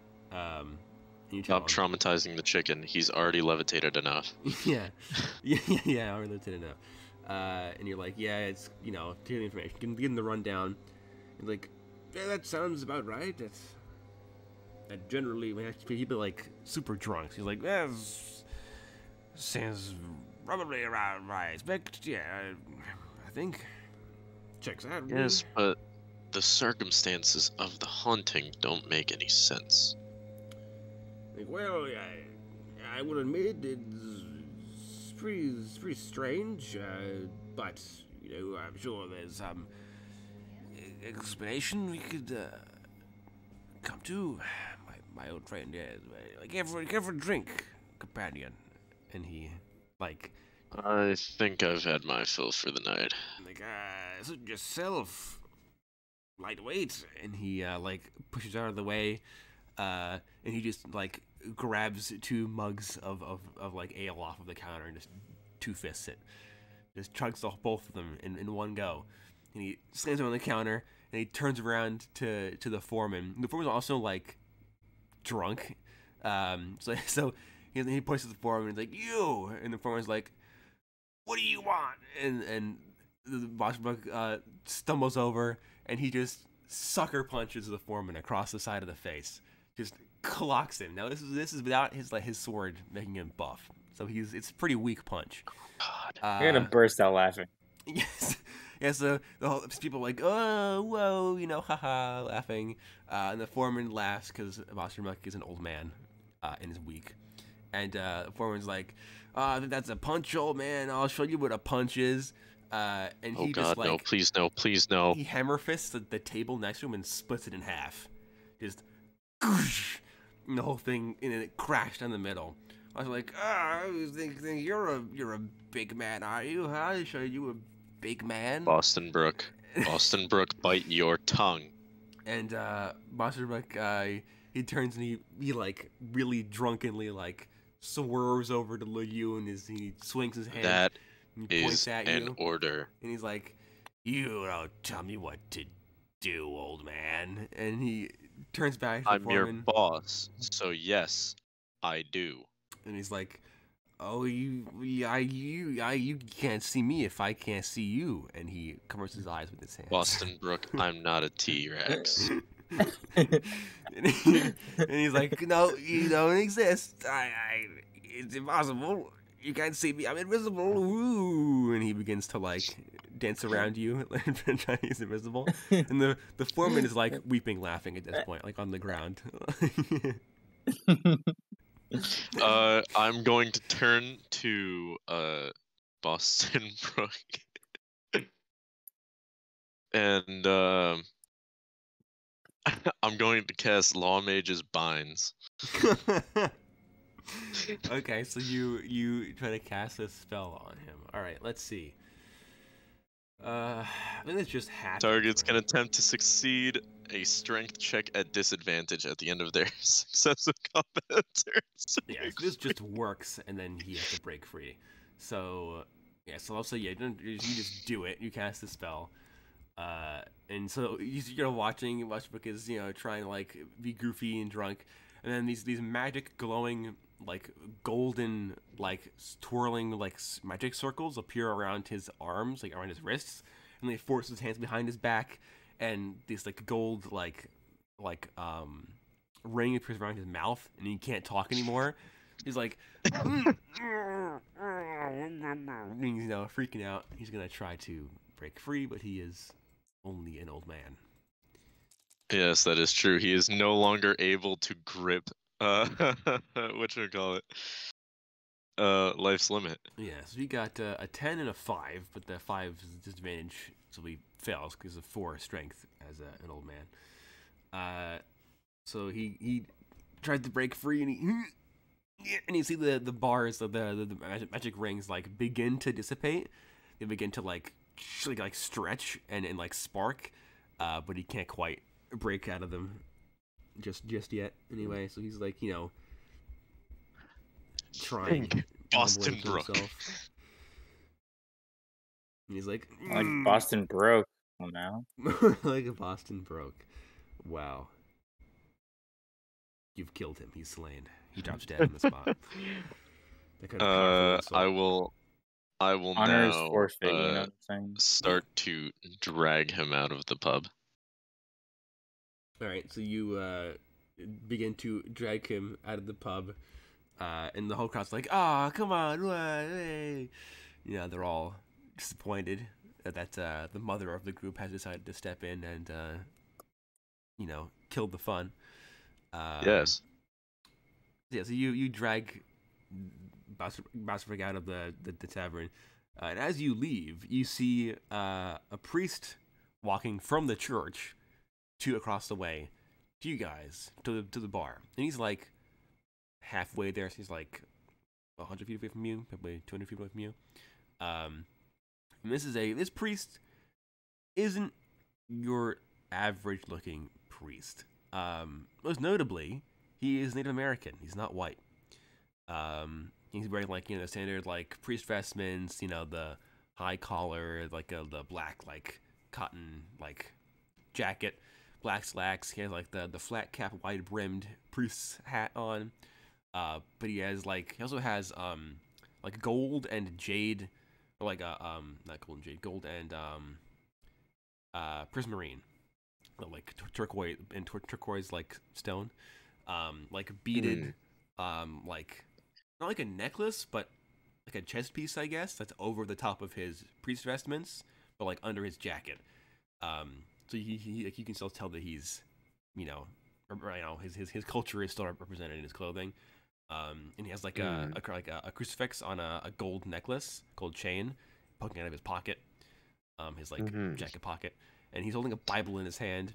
And he sees you dragging Monsterbook out with these magic circles around him, and he stops, and he's this young kid, probably like in his early 20s, and he looks at you, and he sees you dragging this old man in these magic handcuffs, and he's like, "Can I help you, sir? Is there a problem going on? Need a bit of help there?" Oh no, I think we're fine. He's like, "Okay, sure, yeah, suit yourself, I guess." And he walks up, and Bosterbook is like, still trying to struggle free. And the priest walks up as you kind of walk past him, and he just kind of pats Bosterbook on the shoulder, and he's like, steady on, and suddenly Bosterbook becomes sober. He just snaps into being sober, and he's like, and he kind of stops struggling for a second as he realizes what happened, and he's like, and he tries to like swear at the priest for making him sober and ruining his buzz, and the priest just laughs to himself as he like. I'll release those bonds now. Yeah, so you drop the spell. Mossberg's like, that cheeky bugger. He got rid of my drunkenness.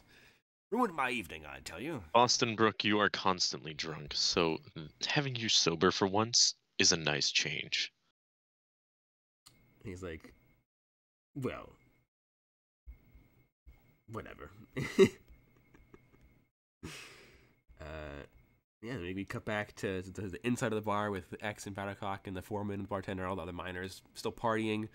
And the door opens, and this young priest guy, this Native American priest, standing in the doorway, and all the miners stop.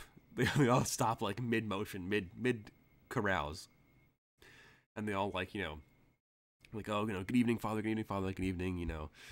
They all show respect, tip their hats to him, or bid him good evening or good night or whatever. And he's like, good evening, everyone. Good evening, everyone. And he walks over, and he starts talking to the foreman and to the bartender and stuff. And very slowly the carousing like kicks back in. X, you are very uncomfortable in the presence of this man. Because he is a holy man, and you are not a holy man. You are an unholy man. You are not that. Yeah, so he kind of kills your buzz, because like as he walks past you, it's like a weird like wave of like a migraine as he walks past. But your whole body gets like sore as he walks past you. You're like, ugh, gross. A man of God, disgusting. Cringe. Yes, quite literally. Cring. The priest, he talks to the bartender and the foreman, and he turns around and he sees you kind of like being uncomfortable, like side-eyeing him, and he's like, you're a rare one for these parts, What brings you to this fine little settlement we've got going on? I'll point to GVH and Boston Brook and be them. He's like, the scientist dragging the old man in magical handcuffs behind him. Very strange duo. I see that you aren't any more normal. I mean, what would you have expected from a group of paranormal investigators? And he cocks an eyebrow and like, oh, so that's what you all are then, Here to, I assume, investigate the strange happenings going on? Something like that. Like, well, good luck to you. And he kind of like leans in and he's like, if I were you, I wouldn't spend too much time walking around the church. He seemed like the kind of guy that would hurt. Like, sure thing, bro. Like, but and then I'll go to do like a joking pat him on the shoulder, and then stop myself, being like, "Oh, that would actually be a terrible idea." And I'll just walk away. Yeah. So you go to pat and like both of you like your eyes go wide and you like both like take a step back because you both like, oh, that would hurt both of us if that were to happen. Like, let's not. He's like, well, if you want to, I don't know, if your sin's forgiven or something, see God, you can come by, or if you have any questions, you can come by and see me, you and your companions. I walk around, do my rounds. Oh God, the thought of JVH. That's true. Oh God. Can you imagine? God. Yes, let me confess my sin, Father. All right, my boy. Well, how long do you have? 4,000 years. And he's like, oh, well, I'll get my coffee. We're gonna be here a while, But yeah, so the father's, he bids X farewell. He pats Battlecock on the head, and he kind of, when he pats Battlecock on the head, he kind of leans over. He's like, you are a man who's been on the block a few times, haven't you? And Battlecock looks at him with an approving glare. And the priest's like, I see, a wise man indeed. He's like, you could do better. And he points to X across the room. Like, but I'll look over it. I'm like, are you cavorting with my chicken? Are you cavorting with what a statement? What a statement. Are you cavorting with my chicken? And the priest's like, oh well, yeah. I was just commenting. Your friend here is a remarkable gentleman. Indeed. Gonna have a gang war over the possession of the chicken. And the priest's like, well, have a good day, sir. And chicken. And he tips his hat. And he holds his Bible close to his chest. And he walks out. And he, so as he passes JVH and Bosterbuck, you guys hear him uttering an Our Father under his breath. I'm gonna walk over to JVH and Bosterbuck, and I'm gonna say under my breath, I'm totally gonna curse that guy before we leave. Fair enough. He's a nice guy. He's a chill priest. Don't curse the chill Native American priests. What do you? Exist. Wow.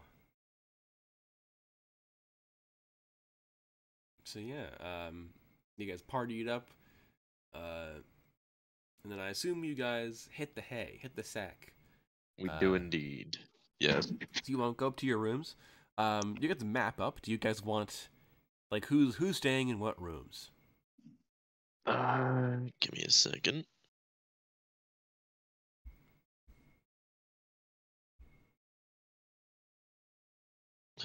Maps.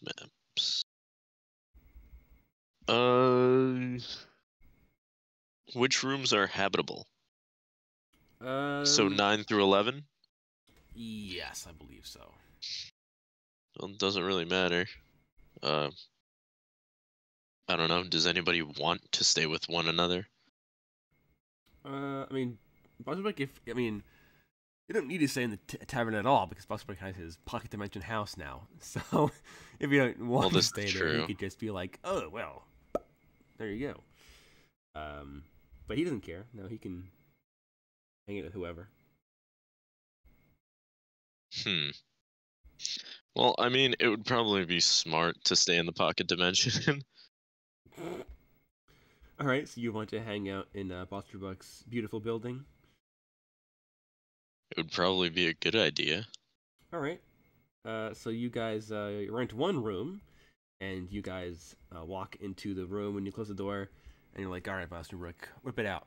And he's like, tally-ho, and he snaps his fingers, and he throws his arm out at the floor, and from like above is this huge set of double doors. These beautifully carved, like nice mahogany double doors, like French doors. These beautiful like stained glass panes in them and stuff. It slams down from an unseen space above, and he's like, "Please, do you follow me?" And he, gestures towards it, and the doors creak open. And as the doors open, of course, it's a portal. So when the doors open, you don't see the back of the room. You see the interior of a beautiful Victorian-style mansion. The big foyer of an internal mansion. And Fosterbrook walks inside, and he's like, "All right, gentlemen, please, do follow." Yeah, I'll follow. All right, you all head inside, and he's like, "So this fine place is constructed to my every whim. I can control localized reality. So, whatever you want, I can make it." And you guys see that there is you're in like the main foyer, so there's like some seating areas, a coat room, big chandelier, big carpet, a couple of like suits of armor, with, like big halberds against the walls, big paintings. This is GVH. You've been to Fosterbrook's house before. This place looks like the interior of a Fosterbrook's mansion, but like different layout, basically. So like Okay. dark green, like Pool in the library. Yeah, very nice dark green wallpaper with like the wooden, like bottom parts, big beautiful chandeliers. Like, all right, on the first door on your right is the dining room. Whatever food you can imagine will appear, and it will fill you up. Like you can eat it. It's real. You can't bring it outside of the portal, but you can eat it. If you eat it in here, it's like you ate it in real life. It's very interesting. Same goes for drinks, of course. And he says, and he just kind of like holds his hand out, and a glass of whiskey appears in his hands, and he just begins drinking it. He's like, yeah, that's that room. If you need any assistance, any cleaning or anything, the cleaning is done automatically every time I close the portal and reopen it. It cleans itself. But if you want something cleaned right now, just clap your hands a few times, and he claps his hands twice, and the suits of armor come to life.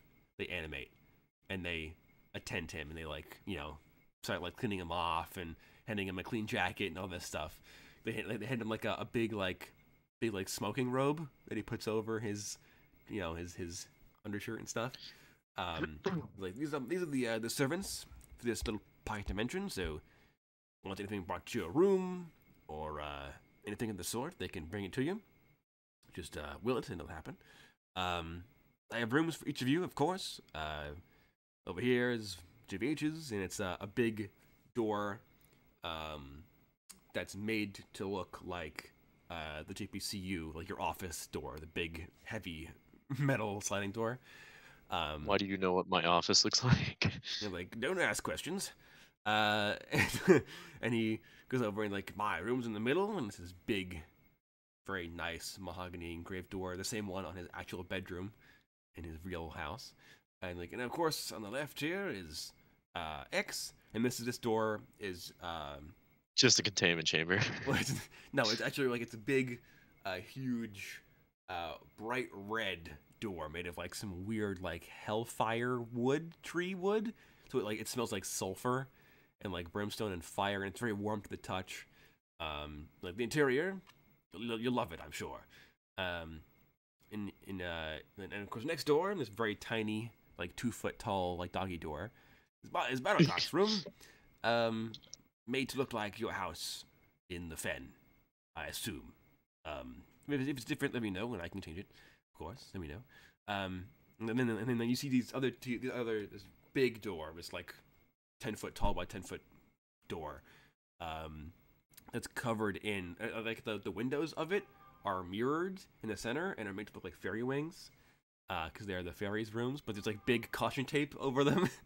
It's like that room is reserved for the fairies, but they're not here right now, so don't go in there. Yeah, Fair enough. So the rooms you might need: armory, training room, dining room, living room, sports rooms, pool. It's all in here. How about a library? I've got it, but it's only like it. Well, it's a copy of the library in my house. So. Fair enough. I just need an atlas. Oh, Atlas. Yeah, sure. That's I got.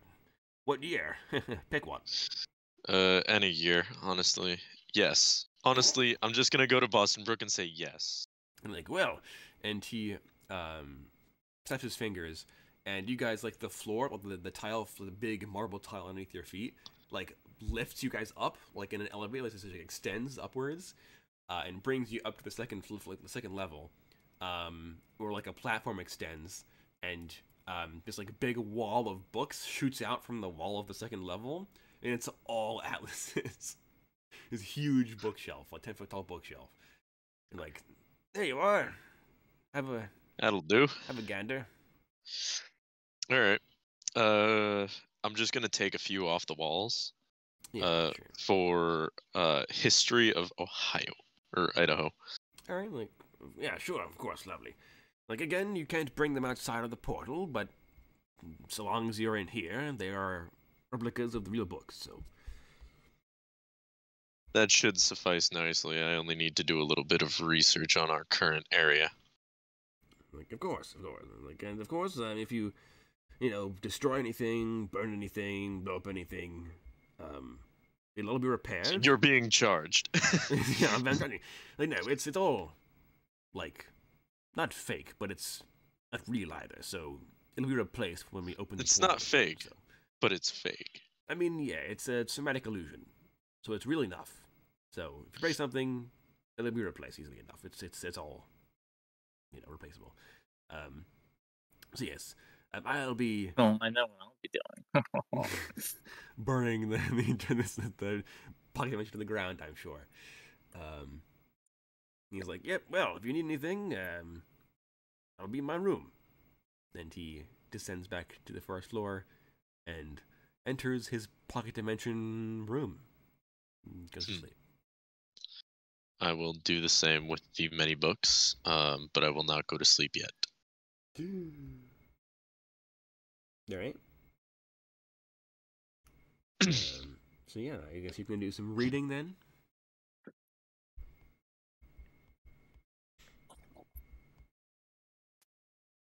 All right.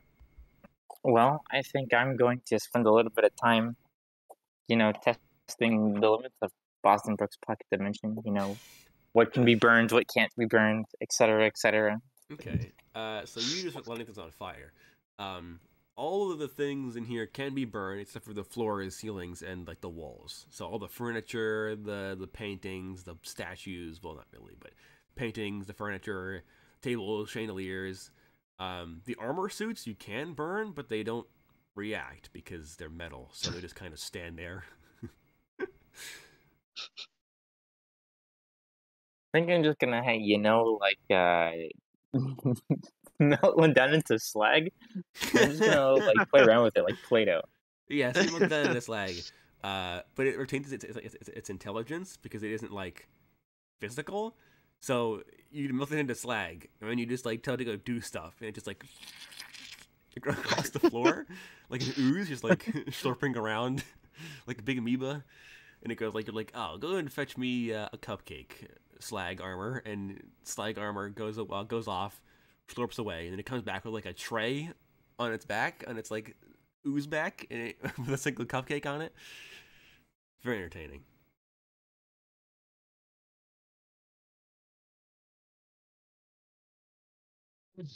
Poor animated armor.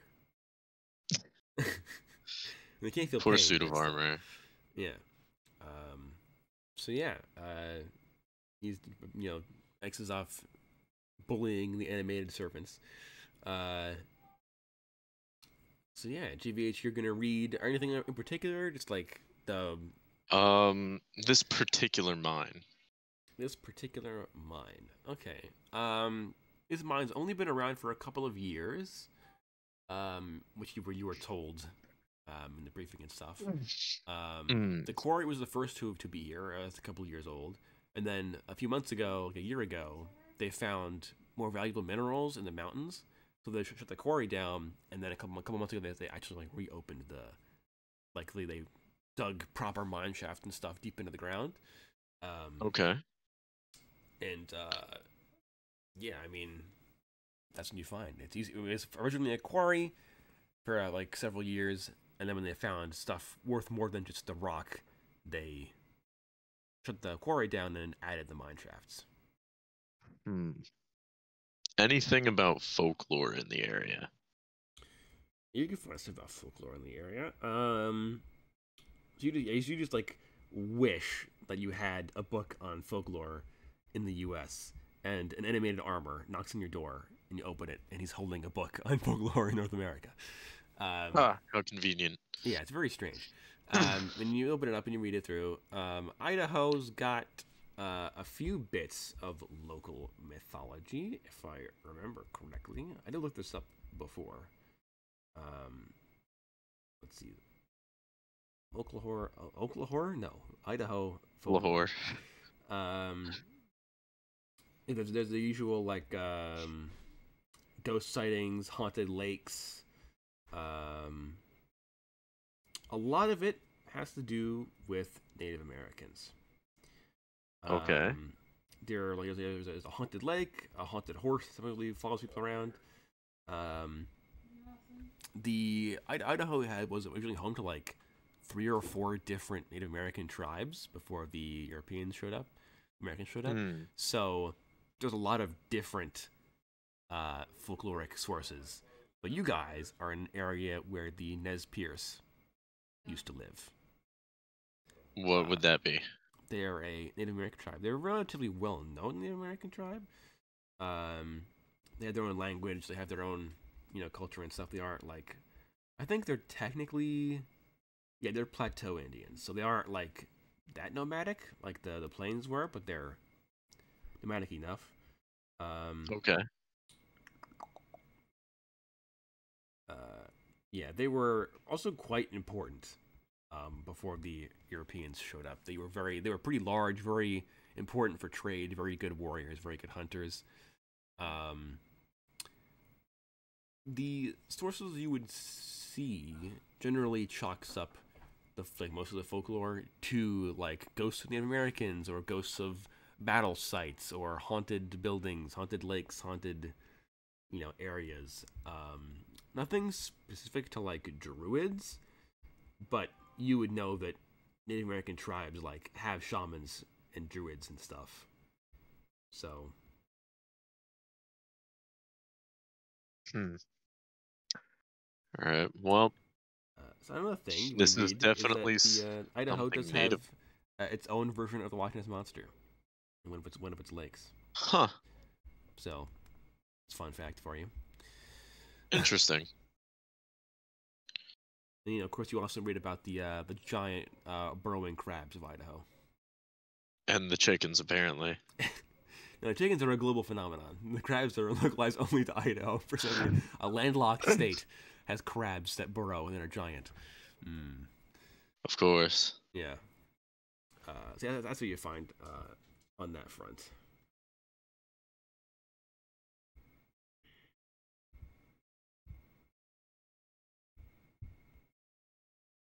All right. Well, I've got no other necessary reading for the night. All right. Cool. So you go to bed, and as you all get your evening night's sleep, we can call this episode there. Well, riveting indeed. Thank you all so much for joining us, and if you enjoyed it, let us know. If not, we don't care. We're not here for your opinions, but we'll see you next time on Quest for the Core.